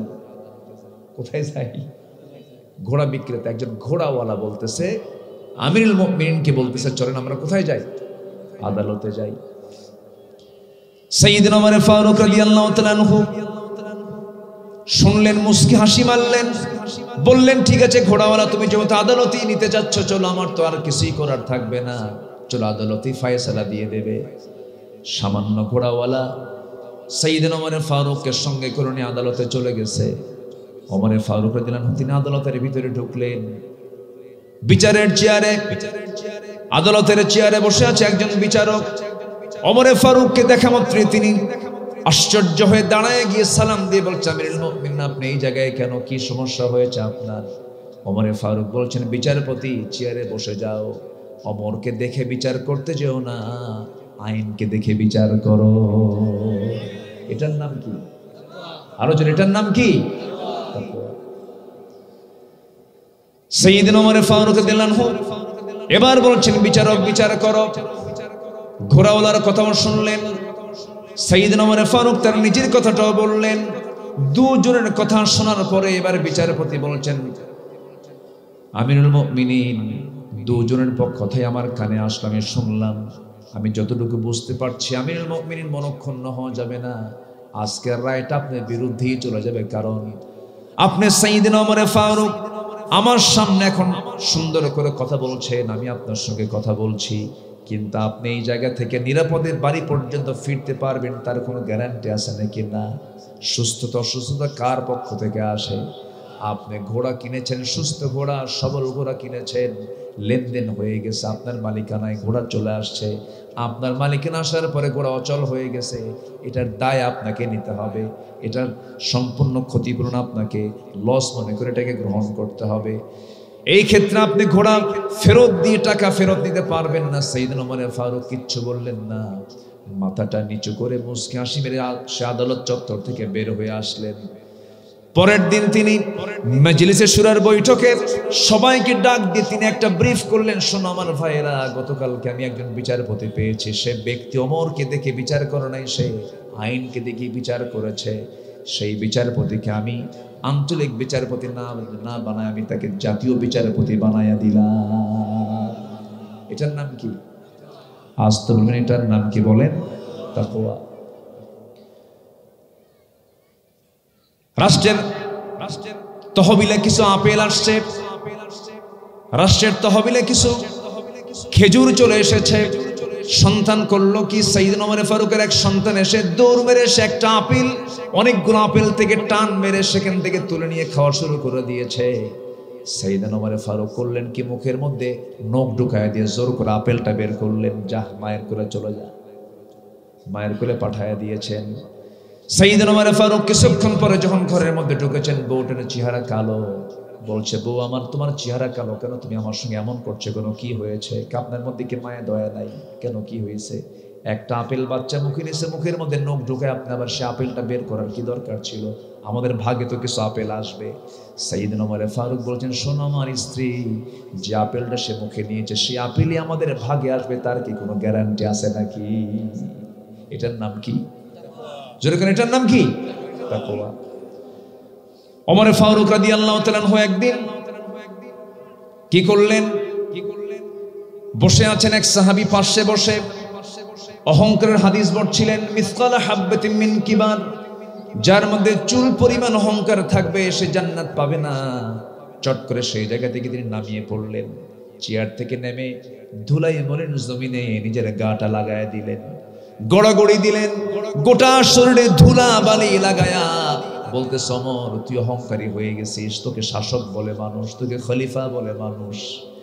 এই কথা বলেই আকাশের দিকে দুটো হাত উঁচু করে আকাশের মালিকের দিকে তাকায় বলছেন, ও আকাশের মালিক আল্লাহ, আমার মন বলছে এই গোটা দুনিয়ার সমস্ত মানুষকে তুমি যদি জান্নাত দিয়ে যদি একজন ব্যক্তিকে জাহান্নাম দাও, আমার মনে হয় সে একটা ব্যক্তি হবে ওমর ফারুক, এই ব্যক্তিটা শুধু জাহান্নামে যাবে। আল্লাহ তুমি আমারে মাফ করো। এটার নাম কি বলে? আসতে বলবেন, এটার নাম কি বলেন? তাকওয়া। এই জন্য জান্নাত পাওয়ার জন্য সবার আগে আমাকে আপনাকে ঈমান আনতে হবে, নেক আমল করতে হবে, এরপর আনতে হবে তাকওয়া, এরপর আনতে হবে কি তাকওয়া। নাম্বার 3 হলো নামাজ কায়েমের সংগ্রাম করতে হবে, অনর্থক কাজ থেকে নিজেকে দূরে রাখতে হবে। সবার আয়াতগুলো জানা আছে, সবার মুখের আয়াত, পকেটের আয়াত, খুব কমন আয়াত। যারা নামাজ পড়েন, যারা কোরআনের সঙ্গে সম্পর্ক রাখেন, তাদের কাছে আয়াতগুলো খুবই ইজি আয়াত, খুবই কমন আয়াত। যারা পারেন ঠোঁট মিলিয়ে বলুন, قد أفلح المؤمنون الذين هم في صلاتهم خاشعون والذين هم عن اللغو معرضون والذين هم للزكاة فاعلون والذين هم لفروجهم حافظون إلا على أزواجهم أو ما ملكت أيمانهم فإنهم غير ملومين জোরে বলুন আল্লাহু আকবার। জান্নাতে যাওয়ার শর্ত হলো নামাজ কায়েমের সংগ্রাম করতে হবে। নামাজ কায়েমের সংগ্রাম করতে গেলে একা দরকার না, সবাইকে নিয়ে দরকার। একটা টিম দরকার, একটা সংঘবদ্ধ শক্তি দরকার, একজন নেতা দরকার, একটা দল দরকার, ঠিক কি না? সেই দলটা হবে কার দল? বিড়ি খাওয়া দল, বেনামাজি দল, দুনিয়ার আইন প্রতিষ্ঠা করা দল। আমরা কার আইন প্রতিষ্ঠা করতে চাই? আসতে বলবেন না, কার আইন প্রতিষ্ঠা করতে চাই? 53 বছর দেশ স্বাধীন হয়েছে, কেউ 16 বছর রাষ্ট্র চালিয়েছেন, কেউ 25 বছর, কেউ 9 বছর, কেয়ারটেকার গভর্নমেন্টে কয়েক বছর। সব দেখা তো শেষ করে দিলাম, কেউ নামাজের বিল সংসদে আনে নাই, কেউ নামাজ কায়েমের সংগ্রামের কথা বলে নাই। অতএব আগামীর সরকার আমরা দেখতে চাই নামাজের সরকার। নারী সংস্কারের নামে পতিতাবৃত্তিকে যারা শ্রমের আওতায় আনতে চান, এটা নারীর প্রতিষ্ঠা নয়, নারীর সম্মান ধ্বংস করার পরিকল্পনা এগুলো। আমার মা পতিতাবৃত্তি করুক, এটাকে আমরা চাই? আমার মাদের সম্পর্ক আমরা দেখতে চাই বৈধ না অবৈধ? তাদের সম্পর্ক হবে দৈহিক সম্পর্ক, আমরা দেখতে চাই বৈধ না অবৈধ? বৈধ। পতিতাবৃত্তিকে শ্রমের আওতায় নিয়ে সেই ষড়যন্ত্রগুলো করা হচ্ছে। পশ্চিমাদের কোনো উস্কানিতে আমরা কান দেব না। আমরা সুস্পষ্ট ভাষায় জানান দিতে চাই, নারীর যে প্রকৃত অধিকার একমাত্র ইসলাম দিয়েছে। ইসলাম যে অধিকার দিয়েছে, এর চাইতে বাড়াবাড়ি যারাই করবে অবশ্যই তাদেরকে আমাদের দেখে নিতে হবে। নারীর অধিকার প্রতিষ্ঠার জন্য আমাদের মাঠ ময়দানে কাজ করতে হবে। সবাই রাজি আছেন কিনা ইনশাআল্লাহ? আল্লাহ কবুল করুন, জোরে বলে আমিন। সম্মানিত ভাইয়েরা, নামাজ কায়েম করতে হবে। এরপর লজ্জাস্থানের হেফাজত করতে হবে। অনর্থক কথা মুখ থেকে বের করা যাবে না। আজে বাজে কোনো কথা ইমানদার মুখ থেকে বের করে না। ইমানদার যা বলবে অকাজের কথা না কাজের কথা। বলেন বলেন বলেন বলেন, অপ্রয়োজনীয় না প্রয়োজনীয়, অর্থবোধক না অনর্থক? অর্থবোধক কথা ইমানদার তার মুখ থেকে বের করবে। আজে বাজে কোনো কথা তার মুখ থেকে কখনো বের হতে পারে?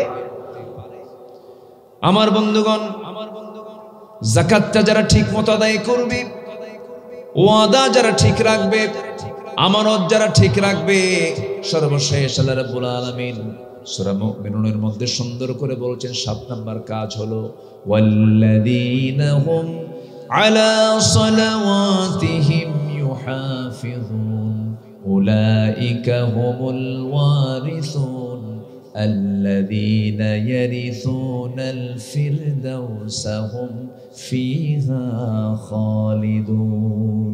জোরে বলুন আল্লাহু আকবার, আরো জোরে আল্লাহু আকবার। এই গুণগুলো অর্জন করবে যে জান্নাত বুঝে নেবে কার কাছ থেকে? আসতে বলবেন না, কার কাছ থেকে?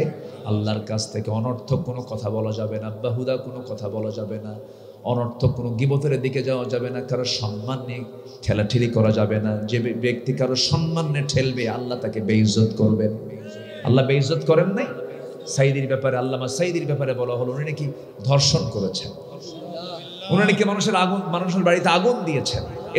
এ তো শয়তানও বিশ্বাস করে।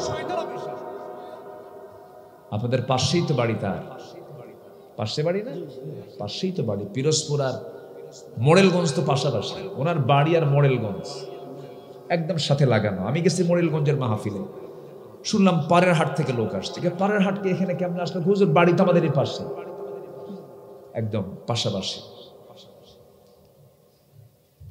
সম্মানিত ভাইয়েরা, এই জাতীয় ষড়যন্ত্র আগের থেকেই। একজন নবী ছিলেন, খুব রাগী নবী ছিলেন, যে নবী আল্লাহর সঙ্গে ডাইরেক্ট কথা বলতেন। বলেন কোন নবী? বলেন কোন নবী? মুসা আলাইহিস সালাতু ওয়াস সালামের বিরুদ্ধে কত ষড়যন্ত্র ফেরাউনরা করেছে, কত প্ল্যান করেছে। মুসা আলাইহিস সালাতু ওয়াস সালাম একদিন শুনতে পেলেন তার বিরুদ্ধে ফেরাউন একটা কুৎসা রটনা করেছে, গোটা দেশে ছড়িয়ে দিয়েছে। কি ছড়িয়ে দিয়েছে? মুসা আলাইহিস সালাতু ওয়াস সালামের ব্যাপারে ফেরাউন বলে ফেললো যে মুসার শারীরিক ত্রুটি আছে, সে আল্লাহর নবী হয় কেমন? শারীরিক ত্রুটিওয়ালা লোককে আল্লাহর নবী হয়? কি শারীরিক ত্রুটি? বললো যে মুসার এক শিরা ব্যারাম হয়েছে। যেরকম নাউজুবিল্লাহ, এটা এলাকায় কি বলে? এটা হ্যাঁ, ওটাই বলে তো। আচ্ছা ঠিক আছে, ওটাই বলে। চাচা বলে ফেলছে। যখন এই জাতীয় কথা যখন এই নবীর কানে আসলো, বলেন তো এই নবীটার রাগ কি সবচেয়ে কম না সবচেয়ে বেশি? সব নবী ছিলেন একরকম, এই নবী একটু ভিন্ন রকম ছিলেন। কোন নবীকে আল্লাহ পাক তোতলা বানান না, এই নবী কি ছিলেন? তোতলাও ছিলেন। আর তোতলা যারা হয় তাদের রাগ কম হয় না বেশি হয়? একটু বেশি হয়। কিন্তু লোকগুলো সরল হয়। লোকগুলো কি হয়? সরল হয়। প্রচন্ড রাগী ছিলেন। তো ওনার কানে যখন এই জাতীয় কথা আসলো যে ওনার একটা ছোট একটা বড় এক শিরা, উনি গেছেন খেপে। খেপে গিয়ে বলছে, আল্লাহ আমার তো এই জাতীয় কোনো রোগ তুমি দাও নাই, আমি একজন নবী, আমি একজন আল্লাহর নবী, আমি একজন রাসূল, আর আমার বিরুদ্ধে ফেরাউন এই জাতীয় কথা বলে গোটা দেশে টপ নিউজ করে দিয়েছে। এটা আমার মান সম্মানটাকে আল্লাহ তুমি কি করবা করো? আল্লাহকে বলে ফেললেন। তিনি কিন্তু আল্লাহকে মাঝে মাঝে প্রশ্ন করতেন, যখন যা মনে হতো তাই প্রশ্ন করতেন। মানে কথার চান্স পাইলে কথার ছাড়তেন না। যেরকম কোরআনে কত কথা আসছে তাকে নিয়ে, পাতায় পাতায়। মুসার নাম আসে না নাই বলেন তো? আছে। খুব মানে একজন মডেল নবী ছিলেন। কি নবী ছিলেন বলেন? মডেল নবী, আদর্শের নবী ছিলেন। দাওয়াত দিতে হয় কেমনে সেই পদ্ধতি তিনি শিখিয়েছেন। ইযহাব ইলা ফিরআউনা ইন্নাহু তাগা। চলে গেছেন ফেরাউনকে কালিমার দাওয়াত দিতে। দাওয়াত দেওয়ার পথেই বলছেন, আল্লাহ আমি তো দাওয়াত দিতে যাচ্ছি, তুমি আমাকে বললা, কিন্তু আমার তো জিহ্বাই অসল, জিহ্বা ঠিক নাই, জিহ্বাটা তুমি আল্লাহ ঠিক করে দাও। আল্লাহ বললেন, তোমার জিহ্বা আমি ঠিক করে দিলাম। বলো রব্বিশরাহ লি সাদরি ওয়া ইয়াসসির লি আমরি। সুন্দর করে দোয়াটা শিখে নিলেন, কালিমার দাওয়াত দিতে গেছেন। আল্লাহ বললেন যে মুসা দাওয়াত তো দিতে যাচ্ছ, একটা নরম সুরে কালিমার দাওয়াত দিও। আল্লাহ নরম সুরের কথা যদি আমাকে বলো, আমার তো হবে না, আমার তো গরম সুর। তুমি যদি নরম সুরের কথা বলো, আমার ভাই, আমার বড় ভাই হারুন, সে আমার চাইতে হুয়া আফসাহু মিন্নি, সে আমার চাইতে সুন্দর করে কথা বলতে পারে। সুন্দর তার ফাসাহাত, সুন্দর তার বালাগাত, তার কথার সুর ভালো, তার বাচন ভঙ্গি ভালো, প্রেজেন্টেশন ভালো, উপস্থাপনা ভালো। আল্লাহ তুমি তাকে আমার সহকারী করে দাও, আমার সঙ্গে তুমি দিয়ে দাও। আল্লাহ বললেন, মুসা তোমার মুখে যখন তোমার ভাইয়ের প্রশংসা শুনলাম, তাকে কি আর এমনি পাঠানো যায়? এই মুহূর্তে আমি তাকে নবুয়ত দিয়ে দিলাম। তাহলে কয়জন নবী হলো? দুই ভাই দুই নবী, দুই ভাই দুইজন নবী হয়ে গেল। দুজন মিলে গেছেন কালেমার দাওয়াত দিতে। ফেরাউন সামনে দাঁড়ায় বলে, মুসা কি বলো? কাল্লা মানে পাঠায় দিছে, তাড়াতাড়ি কালিমা পড়ে মুসলমান। কি কথা কি বুঝতেছেন? সোজা কথা। তো ফেরাউন বলতেছে, ঠিক আছে ভালো কথা, তোমার সঙ্গে এটা কি আসছে? আমার ভাই হারুন, এটাও আল্লাহর নবী। ফেরাউন বলে, তোমার আল্লাহর কাজ নাই কাম নাই, একই করে দুই নবী। উনি গেছেন খেপে, হাতে থাকতো কি বলেন? লাঠি থাকতো। তিনি লাঠি দেখায় ফেললেন এবং প্রচন্ড খেপে গেলেন তিনি। সেই নবীর বিরুদ্ধে ফেরাউন যখন এই একটা শারীরিক ত্রুটির কথা যখন সে বলে ফেললো, তিনি এটাকে আল্লাহর কাছে বলে ফেলেন, আল্লাহ তুমি এটার বিচারটা তুমি করে দাও। আল্লাহ সময় নিলেন না, ক্ষেপণও করলেন না, বললেন, মুসা আমি সম্পূর্ণ প্র্যাকটিক্যাল তোমাকে দেখায় দেবো, যাও। যেরকম সুবহানাল্লাহ। মুসা আলাইহিস সালাতু ওয়াস সালাম একদিন গোসল করার জন্য তিনি পানিতে নামলেন। সেই দিন বিকল্প কোনো তার পায়জামা ছিল না, লুঙ্গি ছিল না। ওই যে লুঙ্গি তিনি পরবেন, ওই লুঙ্গিটাই তার পরনে ছিল। তিনি গোসল করবেন, বিকল্প কোনো কাপড় না থাকার কারণে ওই লুঙ্গিটা করলেন কি, একটা পাথরের উপরে রেখে দিলেন। পাথরের উপরে রেখে দিয়ে তিনি পানির মধ্যে নামলেন, গোসলটা করলেন। গোসল করার পরে তিনি চিন্তা করেন গোসলটা করে তিনি আবার সেই লুঙ্গিটাই পরবেন। লুঙ্গি পাথরের উপরে রেখে যখন গোসল করা তিনি শুরু করেছেন, গোসল করা শেষ। গোসল করা শেষের পরে যখন তিনি লুঙ্গিটা পরে যখন লুঙ্গিটা নিয়ে যখন আবার তিনি পরিধান করবেন, এমন সময় আল্লাহ পাথরকে অর্ডার করলেন, পাথর মুসার লুঙ্গি নিয়ে আমার দৌড়। আল্লাহু আকবার, দৌড়বার সহি কথা। লুঙ্গি নিয়ে যখন পাথর দৌড় মারা শুরু করলো, পাথরের তো কোনো প্রাণ নাই, মাটিরও তো কোনো প্রাণ নাই, কিন্তু এই মাটির দেহে প্রাণ দিয়েছেন কে? অনস্তিত্ব থেকে অস্তিত্ব দিতে পারেন কে? অসম্ভবকে সম্ভব করতে পারেন কে? আল্লাহ পারেন। ওই পাথরের মধ্যে প্রাণ আল্লাহ পাক ঢুকায় দিলেন, পাথর নিয়ে দৌড় মারা শুরু করে দিয়েছে লুঙ্গিটা। পাথরও দৌড়ায়, পিছনে মুসাও দৌড়ান। আল্লাহ রাব্বুল আলামিন তার স্মৃতি থেকে তিনি যে উলঙ্গ, এই কথা ভুলে দিয়েছেন, তিনি উলঙ্গ হয়ে আছেন এটা তার মনেই নাই। হাতের মধ্যে লাঠি, তিনি সেই লুঙ্গিটা নেওয়ার জন্য পাথরের পেছনে দৌড়াচ্ছেন। পাথরও দৌড়ায়, নবীও দৌড়ান। দৌড়াতে গিয়ে ওই পাথর গিয়ে আল্লাহ পাক তাকে অর্ডার দিয়েছেন, পাথর তুই এই লুঙ্গিটা নিয়ে সোজা ফেরাউনের দরবারে যাবি। কার দরবারে? ফেরাউনের দরবারে চলে গেছে। ফেরাউন তার মন্ত্রী পরিষদ নিয়ে বিশাল বৈঠকে বসে গেছে, সব মন্ত্রীর সামনে হাজির। এইদিকে পাথরটা ওই লুঙ্গিটা বহন করে সোজা চলে গেছে ফেরাউনের সামনে, সামনে কাছাকাছি চলে গেছে। মুসা আলাইহিস সালাম পিছে পিছে এসে এবার থেমে গেছে পাথর।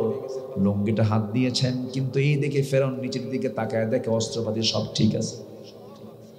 আল্লাহু আকবার বলবেন না? জোরে কোন আল্লাহু আকবার। ফেরাউন চেয়েছিল আল্লাহর পয়গম্বরকে জাতির সামনে খাটো করা, কিন্তু আল্লাহ তাআলা মুসা আলাইহিস সালামকে জাতির সামনে ক্লিয়ার করে দিলেন যে আমার মুসার কোনো সমস্যা নাই। 16 বছর পর জাতির সামনে সব আল্লাহ ক্লিয়ার করে দিয়েছেন, সব জালিম হলো ওরা, আলেমদের কোনো দোষ নাই। ঠিক কি না? আল্লাহ আছেন, আল্লাহ আছেন না নাই? মুরব্বীরা বলতো ও না মরা পর্যন্ত উপায় নাই, বলতো না? কিন্তু মরা লাগছে, তাজাই আছে। কিন্তু দেশে আছে না দিল্লি আছে? দেশে আছে না দিল্লি আছে? দিল্লি। দেখেন 25 বছর আগে আল্লামা সাইদি বলতে পারতেন লন্ডনে চলে যাবে, সেখানে তার বোনের বাড়ি আছে, ভাগ্নির বাড়ি আছে, বিআই বাড়ি হলো আমেরিকা চলে যাবে। বিআই বাড়ি বললো না, বোনের বাড়ি বললো না, বললো কি মামু বাড়ি। এখন গেছে কোথায়? দিল্লি। সম্মানিত ভাইয়েরা, আমরা কি সবাই জান্নাত পেতে চাই? জান্নাতে যাওয়ার জন্য 15টা করণীয় কাজ আমরা এতক্ষণে শিখে নিলাম। হলো নাম্বার 1 হলো ঈমান আনা, নেক আমল করা। নাম্বার 2 তাকওয়া অবলম্বন করা। নাম্বার 3 হচ্ছে নামাজ কায়েম এবং অনর্থক কাজ থেকে নিজেকে বিরত রাখা। নাম্বার 4 হলো রোজা পালন করা। ফরজ রোজা কয় মাস, আর নফল রোজা সারা বছর। বলেন সারা বছর। সারা বছরের মধ্যে নির্দিষ্ট দিন ছাড়া যদি কেউ সারা বছর রোজা রাখে তাতে কোনো বাধা নাই। রোজা তো রাখি, এখন সারা জীবন রোজা রাখে না, এখন ডায়াবেটিস হওয়ার কারণে সকালেও না খায় থাকে, সন্ধ্যাও না খায়। কি ঠিক কিনা বলেন? রোজা আমার আপনার জন্য ক্ষতির কোনো কারণ না, রোজা আমার আপনার জন্য ভালো। বলি আলহামদুলিল্লাহ, জোরে বলি আলহামদুলিল্লাহ। আমার নবীজি সোমবার এবং বৃহস্পতিবার রোজা রেখেছেন মুহাম্মদ সাল্লাল্লাহু আলাইহি ওয়াসাল্লাম। প্রত্যেক মাসের 13, 14, 15 তারিখে রোজা রেখেছেন মুহাম্মদ সাল্লাল্লাহু আলাইহি ওয়াসাল্লাম। রোজা রাখলে পরে ভালো, রোজার মধ্য দিয়ে আল্লাহর নৈকট্য হাসিলটা খুব সহজ হয়। নামাজ দেখা যায়, হজ দেখা যায়, আলহাজ নামাজ দেখা যায়, সেক্রেটারি নামাজি। দান করলে শোনা যায় লোকটা দান করে, দেখা যায়। দানবীর দেখানো যায়, নামাজ দেখানো যায়, হজ দেখানো যায়। রোজা আসতে কয় দেখানো যায়? দেখানো যায় না। কেন দেখানো যায় না? এটা এমন একটা ইবাদত, পৃথিবীর কোন লোকের সঙ্গে এটার সম্পর্ক নাই। সম্পর্ক বান্দার কার সাথে? আসতে বলবেন না, কার সাথে? সাউথ কোরিয়া গিয়েছিলাম বেশ কয়েক বছর আগে। ওই দেশের মানুষ হলো বৌদ্ধ ধর্মের অনুসারী বেশি। বিশেষ করে এশিয়ার ভিতরে বৌদ্ধ লোক বেশি। এশিয়া ধরেন, চায়না ধরেন, চীন, জাপান, তাইওয়ান, কোরিয়া, তারপরে থাইল্যান্ড, ভিয়েতনাম, এগুলো সব হচ্ছে মানে বৌদ্ধ, মানে বুদ্ধিস্টের অনুসারী তারা। এবং গোটা পৃথিবীতে যত ধর্ম আছে, ফার্স্ট যে ধর্মের লোক সবচেয়ে বেশি পৃথিবীতে, সেটা হচ্ছে বৌদ্ধ ধর্মের লোক বেশি। তো আমি সাউথ কোরিয়া গেলাম, এক প্রবাসী আমার দেশেরই মানুষ, তো ওনার সঙ্গে গল্প করতেন। উনি আমাকে বলেন, ভাই আমার এক মালিক, আমি যার অধীনে চাকরি করি, রমজান মাসে আমি রোজা আছি। সে রোজা বোঝে না, তো রোজার দিন দুপুরবেলা আমাকে হাতে পানি ধরায় বলে, পানি খা, তোর চেহারা তো শুকায় গেছে। বললাম, ভাই আমি তো রোজা আছি, আমি পানি খেতে পারবো না। রোজা কি? কে না খেয়ে থাকা। কেন না খেয়ে থাকা? আল্লাহ আমাকে মানা করছে। তোর আল্লাহ কে? আমার আল্লাহ মানা করছে, মানা করার কারণে খাই না। মানা করছে ভালো কথা, তো পানিটা নিয়ে লুকায় খা। কি কথা কি বুঝছিস না? তো বলতেছে, দেখেন আমার আল্লাহ তো এমন আল্লাহ যে এই প্রকাশ্য দেখে আবার লুকায় খেলেও দেখে। কি তাই? হ্যাঁ, আমার আল্লাহ এমন আল্লাহ যিনি আড়ালেও দেখেন, আবার প্রকাশ্যও দেখেন, আলোতেও দেখেন, অন্ধকারও দেখেন। সে আল্লাহর ভয় আমি রোজা আছি, আমি অন্ধকারে খেতে পারবো না। তো এই কথা বলার পরে ওই বুদ্ধিস্ট বৌদ্ধটা তাকে বলতেছে, তাহলে তো তোমরা খুব ভালো মানুষ। কেন? তোমরা যে আল্লাহর ভয়ে অন্ধকারেও খাও না, আলোতেও খাও না, প্রকাশ্যও খাও না, গোপনেও খাও না, তোমরা তো অনেক ভালো মানুষ, তোমরা আল্লাহকে ভয় করো। তাহলে আমার বিশ্বাস তোমার দেশের মানুষের মতো গোটা পৃথিবীতে আর এরকম মানুষ খুঁজে পাওয়া যাবে না। তোমার দেশের মানুষ সব চাইতে ভালো, ওরা চুরি করে না। কি আমার কথা কি বুঝতেছেন আপনারা? তাহলে কি আমার দেশে রোজার কি বাস্তবতা আছে? ওই বুদ্ধিস্ট, ওই বৌদ্ধের যে ধারণা, ওই ধারণার ফলাফল কি আমার দেশের রোজাদারদের মধ্যে আছে? আমি এই জীবনে প্রথম, আমার জীবনে এই প্রথম রমজান মাসে আমি খাদ্য সামগ্রীর দাম কম পেয়েছি। এই প্রথম আমার বুদ্ধি বয়সে আমি দেখি নাই যে পেঁয়াজির মাসে পেঁয়াজের দাম এত কম থাকে। সবচেয়ে পেঁয়াজের ব্যবহার কোন মাসে হয়? সবচেয়ে পেঁয়াজের দাম কোন মাসে গেছে? রমজান মাসে। একজন দেশ চালাচ্ছে, যদিও তিনি ইসলামী ব্যক্তিত্ব নন, কিন্তু নামটা খুব বরকতের নাম। যখন কেউ বিপদে পড়ে তখন তার নাম, তখন সে দোয়ার নাম কি বলে? বলেন বলেন বলেন বলেন। দেশ কেটে বিপদে পড়ছিল না, সেই বিপদে আমরা কোন দোয়া পড়ছি? আবার আসছে কে?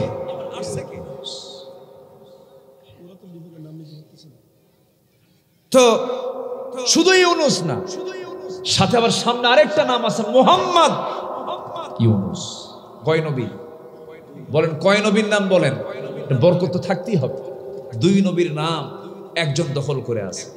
84 বছর বয়সে একজন মানুষ। আমরা এতটুকু নিশ্চিত হতে পেরেছি, আমরা দেশের জনগণ বুঝতে পেরেছে যে লোকটার মধ্যে অন্তত ক্ষমতার লোভটা নাই। কি আসতে কন কেন? ক্ষমতার লোভ কি আছে? সব ঠিক ছিল, শুধু যদি শুধু ইসলামটা যোগ হতো কত ভালো হতো। শুধু ইসলামটা একটু যোগ হওয়া দরকার। ইসলামী ব্যক্তিত্ব, ইসলাম শুধু যোগ হলে পরে একদম পরিপূর্ণ হয়ে যেত। কিন্তু বন্দের ভালো হিসাবে যেটা বলবো, আমি যেটা বলবো, এই লোকটা শেষ সময় এসে যে ঝুঁকিটা নিয়েছেন, তার তো এগুলো প্রয়োজন ছিল না। গোটা পৃথিবীতে তার যশ খ্যাতি তো আছেই। তিনি এসেছেন কিছু পরিবর্তন করার জন্য আসছেন, কিন্তু একটা পক্ষ খুব নাড়াচাড়া দিয়ে বসছে, শুধু বলছে ইলেকশন ইলেকশন। ঠিক কিনা বলেন? এর মানে কি জানেন? এর মানে হলো খাবো খাবো, ঠিক কিনা? প্রত্যেকটা হত্যার বিচার বাংলার জমিন আগে হতে হবে। আসতে খাবেন না, জোরে বলুন ঠিক কিনা? প্রতিটি বিচার বাংলার জমিনে হওয়ার পর হবে সবকিছু।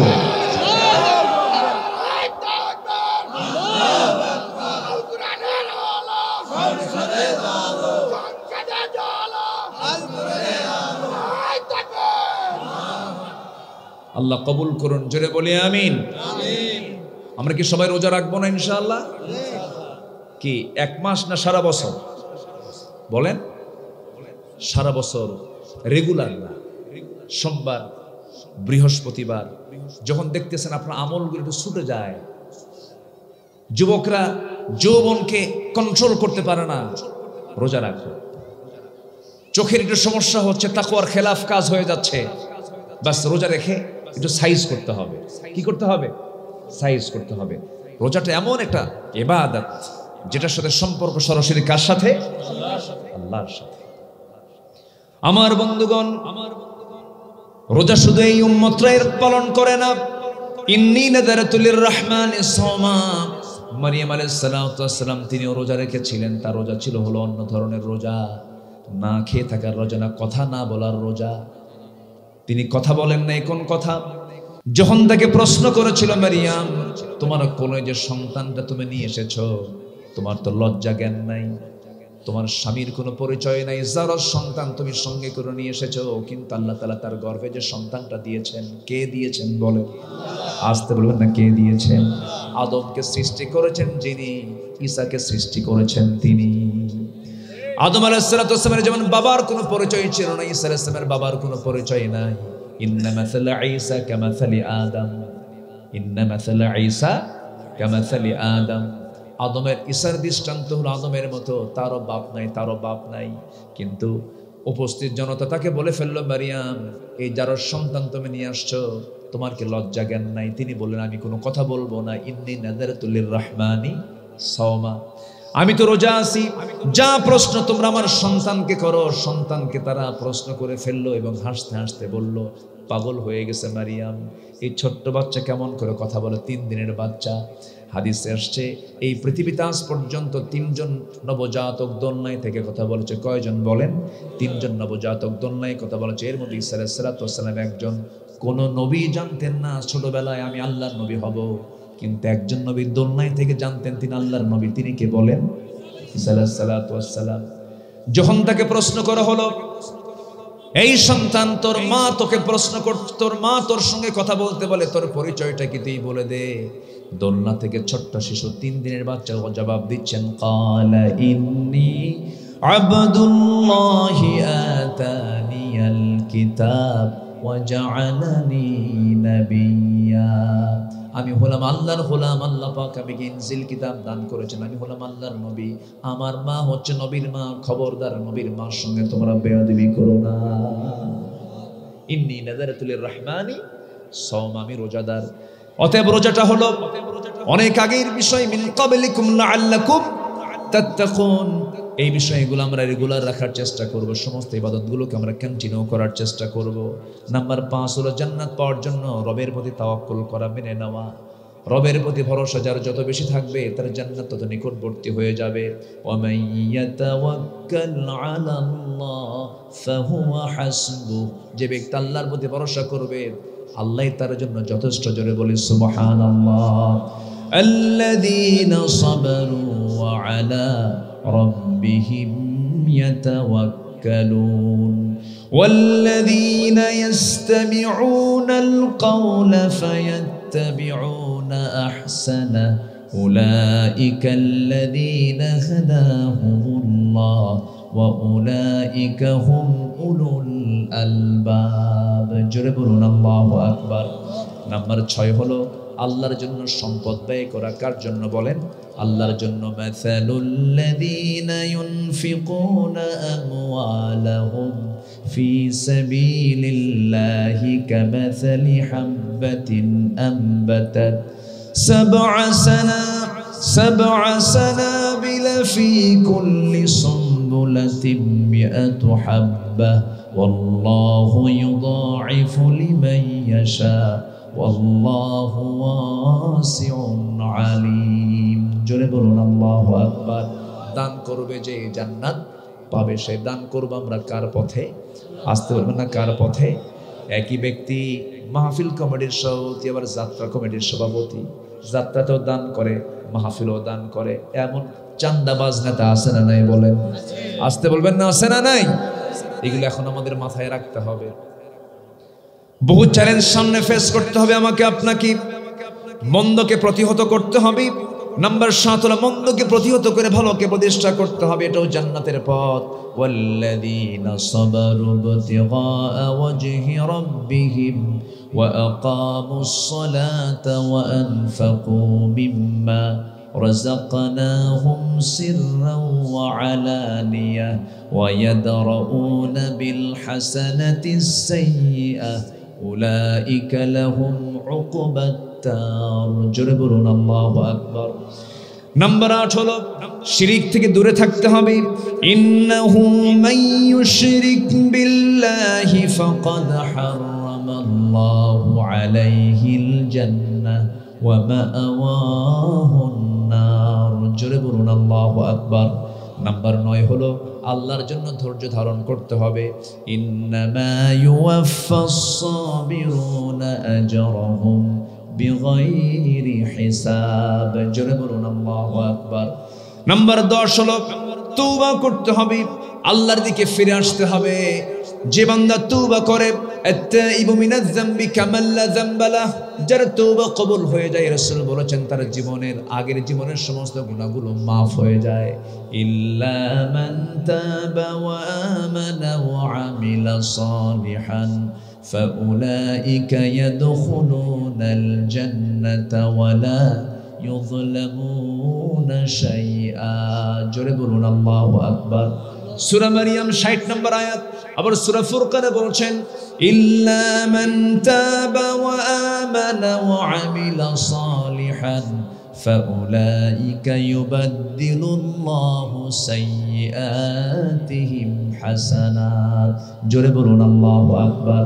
যে ব্যক্তি তওবা করবে, নেক আমল করবে, ফিরে আসবে, আল্লাহ রাব্বুল আলামিন বলেন আমি তার সারা জীবনের অর্জিত যত সাইয়্যাত গুলো আছে, যত গুনাহগুলো আছে, সমস্ত গুনাহগুলো পাল্টায়া সওয়াব বানায়া দেব। জোরে কোন সুবহানাল্লাহ।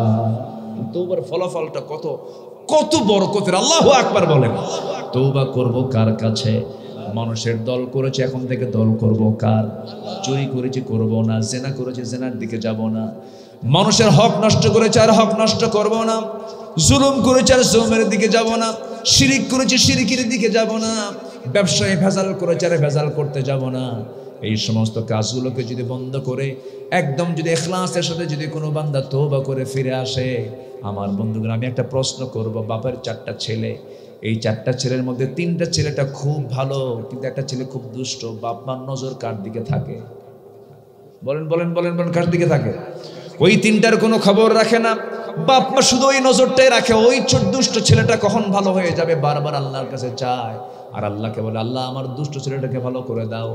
বান্দার মধ্যে যে সমস্ত বান্দাগুলো একটু বেশি দুষ্ট হয়, আল্লাহ পাক শুধু পেরেশান হন ওই বান্দাটা কখন তওবা করে আমার পথে ফিরে আসবে, তওবা করে আমার পথে কখন ফিরে আসবি। যখন কোনো বান্দা তওবা করে আল্লাহর পথে ফিরে আসে, 1 পা গায়, আল্লাহ তার দিকে 10 পা গান। বান্দা হেঁটে হেঁটে আসে, আল্লাহ তার দিকে দৌড়ে দৌড়ে যান। আল্লাহু আকবার বলেন। আল্লাহর টার্গেট হলো বান্দাকে কি দেওয়া? জাহান্নাম দেওয়া না জান্নাত দেওয়া? বলেন বলেন বলেন, কি দেওয়া? জান্নাত। তওবা করব কার কাছে? আল্লাহর কাছে। 99টা খুন করার পরে ভালো হওয়ার জন্য একজন আল্লাহওয়ালার কাছে গেছে, ও আল্লাহওয়ালা আমি ভালো হতে চাই, 99টা খুন করছে, আমি কি ভালো হতে পারবো নাকি? আল্লাহ আমাকে মাফ করবেন না? মাফ করবে না। জবা করছে, পূরণ করলো কতগুলো? 100টা। এরপর অনুশোচনা হলো, আরেকজন বান্দার কাছে গিয়ে বলল, ভাই আমি তো এতগুলো মার্ডার করে ফেলছি, আমি কি বাঁচবো নাকি? আমি কি আল্লাহর কাছে মাফ পাবো নাকি? হ্যাঁ পাবে। তুমি এলাকায় থাকো না, ওই এলাকায় ভালো মানুষের বসবাস আছে। সহিহ হাদিস, এটা একদম বুখারীর হাদিস। যাও তুমি ওই জনপদে চলে যাও। ইখলাসের সাথে তওবা করে নিল, রওনা হলো। মাঝপথে দুনিয়া থেকে বিদায় হয়ে গেল। আযাবের ফেরেশতা, কি আযাবের ফেরেশতা হাজির হলো, আবার ভালো ফেরেশতা হাজির হলো, রহমতের ফেরেশতা হাজির হলো, জান্নাতের ফেরেশতা জাহান্নামের ফেরেশতা হাজির হয়ে গেছে। সামনে দুজন বাকবিতণ্ডা শুরু করে দিয়েছে, বলতেছে এটা আমার, বলতেছে এটা আমার। শেষ পর্যন্ত মাপ দিয়ে দেখা গেল, আল্লাহ বললেন মাপ দিয়ে দেখো সে কি বেশিটুকু আসছে নাকি? হ্যাঁ বেশিটুকু আসছে। বেশিটুকু আসার জন্য আমি আল্লাহ তার তওবা কবুল করে আমি তাকে মাফ করে জান্নাত ঘোষণা দিয়ে দিলাম। আল্লাহ চান না কোনো বান্দা জাহান্নামে যাক, জান্নাতে যাওয়ার জন্য চেষ্টা করার দরকার আছে না নাই? চেষ্টা করব আমরা, সাহায্য করবেন কে? ওয়াল্লাযীনা জাহাদু ফীনা লানাহদিয়ান্নাহুম সুবুলানা, আমার পথে যে আসার জন্য চেষ্টা করে, সাবিল এক বচন, সুবুল বহু বচন, আমি তার জন্য একটা রাস্তা নয় অসংখ্য রাস্তা আমি তার জন্য খুলে দেই। আল্লাহু আকবার বলে। তওবা করব কার কাছে? আল্লাহর কাছে। নাম্বার 11 হলো জান্নাতে যাওয়ার জন্য 15 কাজ। নাম্বার 11 হলো আল্লাহর পথে জিহাদ করা। কার পথে? জোরে বলেন, কার পথে? আল্লাহ রাব্বুল আলামিন বলেন, وَمَن يُجَاهِدُ فَإِنَّمَا يُجَاهِدُ لِنَفْسِهِ إِنَّ اللَّهَ لَغَنِيٌّ عَنِ الْعَالَمِينَ تُؤْمِنُونَ بِاللَّهِ وَرَسُولِهِ وَتُجَاهِدُونَ فِي سَبِيلِ اللَّهِ بِأَمْوَالِكُمْ وَأَنفُسِكُمْ ذَلِكُمْ خَيْرٌ لَكُمْ ইন কুনতুম তা'লামুন। জোরে বলুন আল্লাহু আকবার। নামাজ আদায় করা কি? জোরে। রোজা আদায় করা কি? যাকাত দেওয়া কি? জিহাদ করা দুর্বল। দুর্বল ফরজ কি? ছোট ফরজ না বড় ফরজ? ফরজ তো ফরজই, ফরজের আবার ছোট বড় আছে নাকি? সব ফরজ। নামাজে মুনাফিক চেনা যায় না, দান সদকায় মুনাফিক চেনা যায় না, কিন্তু জিহাদে মুনাফিক চেনা যায়। জিহাদে মুনাফিকরা আসতে পারে না। যত রক্ত লাগে দেব, প্রয়োজনে লোক পাঠাবো, আমি যাব না। এটা হচ্ছে মুনাফিকদের কাজ। এই জন্য মুনাফিক থেকে বাঁচার জন্য জিহাদের তামান্নার দরকার আছে না নাই? মাম্মাতা ওয়ালাম ইয়াকজু ওয়ালাম ইয়াহদিস বিহি নাফসুহু ফামাতা আলা শু'বাতিন মিনান নিফাক আও কামা ক্বালা আলাইহিস সালাতু ওয়াস সালাম। মূল্য জিহাদ করলো না, জিহাদের তামান্নাও রাখলো না, সে ব্যক্তির মরণ যেন মুনাফিকের মরণ, বলেছেন মুহাম্মদ সাল্লাল্লাহু আলাইহি ওয়াসাল্লাম। নাম্বার 12 হলো পাপের উপর অবিচল না থাকা, আল্লাহর নিকট ক্ষমা প্রার্থনা করা। পাপের উপরে কেন চিনেও না থাকে, পাপ হয়ে গেছে কিন্তু ওখান থেকে ফিরে আসা। আল্লাহ রাব্বুল আলামিন বলেন, ওয়াল্লাযীনা ইযা ফাআলু ফাহিশাতান আও যালামু আনফুসাহুম যাকারুল্লাহা ফাস্তাগফিরু লিযুনুবিহিম ওয়া মান ইয়াগফিরুয যুনুবা ইল্লাল্লাহ ওয়া লাম ইউসিররু আলা মা ফাআলু ওয়া হুম ইয়ালামুন। জোরে বলুন আল্লাহু আকবার। সূরা আলে ইমরান আয়াত নম্বর 135 আল্লাহ রাব্বুল আলামিন বলছেন, বান্দা পাপ করো কিন্তু পাপের উপর অবিচল থেকো না, আমার কাছে ক্ষমা চাও। ফাহিশা কাজে জড়িয়ে পড়েছো, আমি তোমাকে মাফ করে দেব। জোরে বলুন সুবহানাল্লাহ। নাম্বার 13 হলো সত্যের পথে অবিচল থাকতে হবে, রাসূলের আদেশকে মান্য করতে হবে, সত্যের উপরে অটল থাকতে হবে। আল্লাহ রাব্বুল আলামিন বলেন, ওয়াকুলু কাওলান সাদীদা يصلح لكم أعمالكم ويغفر لكم ذنوبكم ومن يطع الله ورسوله فقد فاز فوزا عظيما। জোরে বলুন আল্লাহু আকবার। নাম্বার 14 হলো জান্নাতে যাওয়ার 15টা কাজ, এর মধ্যে 14 নাম্বার কাজ হলো আল্লাহর জন্য মুমিনদের মাঝে পরস্পর সুন্দর সম্পর্ক স্থাপন করতে হবে। আমরা ইমানদার যারা ইমানের দাবি করব, পরস্পরের শত্রু থাকবো না, বন্ধু হব। বলেন বলেন বলেন, শত্রুতা না বন্ধুত্ব? শত্রুতা না বন্ধুত্ব? এই বন্ধুত্বের প্রাচীর যত মজবুত হবে, দিন কায়েমের পথ তত কঠিন হবে না সহজ হবে? বলেন, সহজ হয়ে যাবে। ইন্নামাল মুমিনুনা ইখওয়াতুন ফাসলিহু বাইনা আখওয়াইকুম ওয়াত্তাকুল্লাহা লাআল্লাকুম তুরহামুন। জোরে বলুন আল্লাহু আকবার। মুমিনরা হলো পরস্পর ভাই ভাই। ফাসলিহু, ইসলাহ করে নাও, সংশোধন করে নাও। সাবধান, আল্লাহকে ভয় করো, শত্রুতা তৈরি করো না। লাআল্লাকুম তুরহামুন, রহমত পাবে। জোরে বলুন সুবহানাল্লাহ। ভ্রাতৃত্বের বন্ধন মজবুত দরকার না দুর্বল দরকার। কিন্তু দুঃখজনক হলো সত্য, আজকে মুসলমানদের মাঝে ভ্রাতৃত্ব মজবুত না দুর্বল। ফিলিস্তিন মোড়ে শেষ হয়ে যাচ্ছে, কেউ কিছু কয় না। কাশ্মীর মোড়ে শেষ হচ্ছে, কেউ কিছু বলে না। তবে বেশি দিন দূরে নয়, ভারতের জালিমরা আল্লাহর ঘর যেমন টুকরা টুকরা করতেছে, খুব বেশি দিন দূরে নয়, ভারত টুকরা টুকরা হয়ে যাবে ইনশাআল্লাহ। দিন সামনে খুব ঘনিয়ে আসতেছে। খুব সামনেই, খুব বেশি দিন দূরে নয়, টুকরা টুকরা ওরা হয়ে যাবে, অস্তিত্বহীন হয়ে পড়বে ইনশাআল্লাহ। কিন্তু সম্পর্ক আমাদের মাঝে কমাতে হবে না বাড়াতে হবে? বাড়াতে হবে।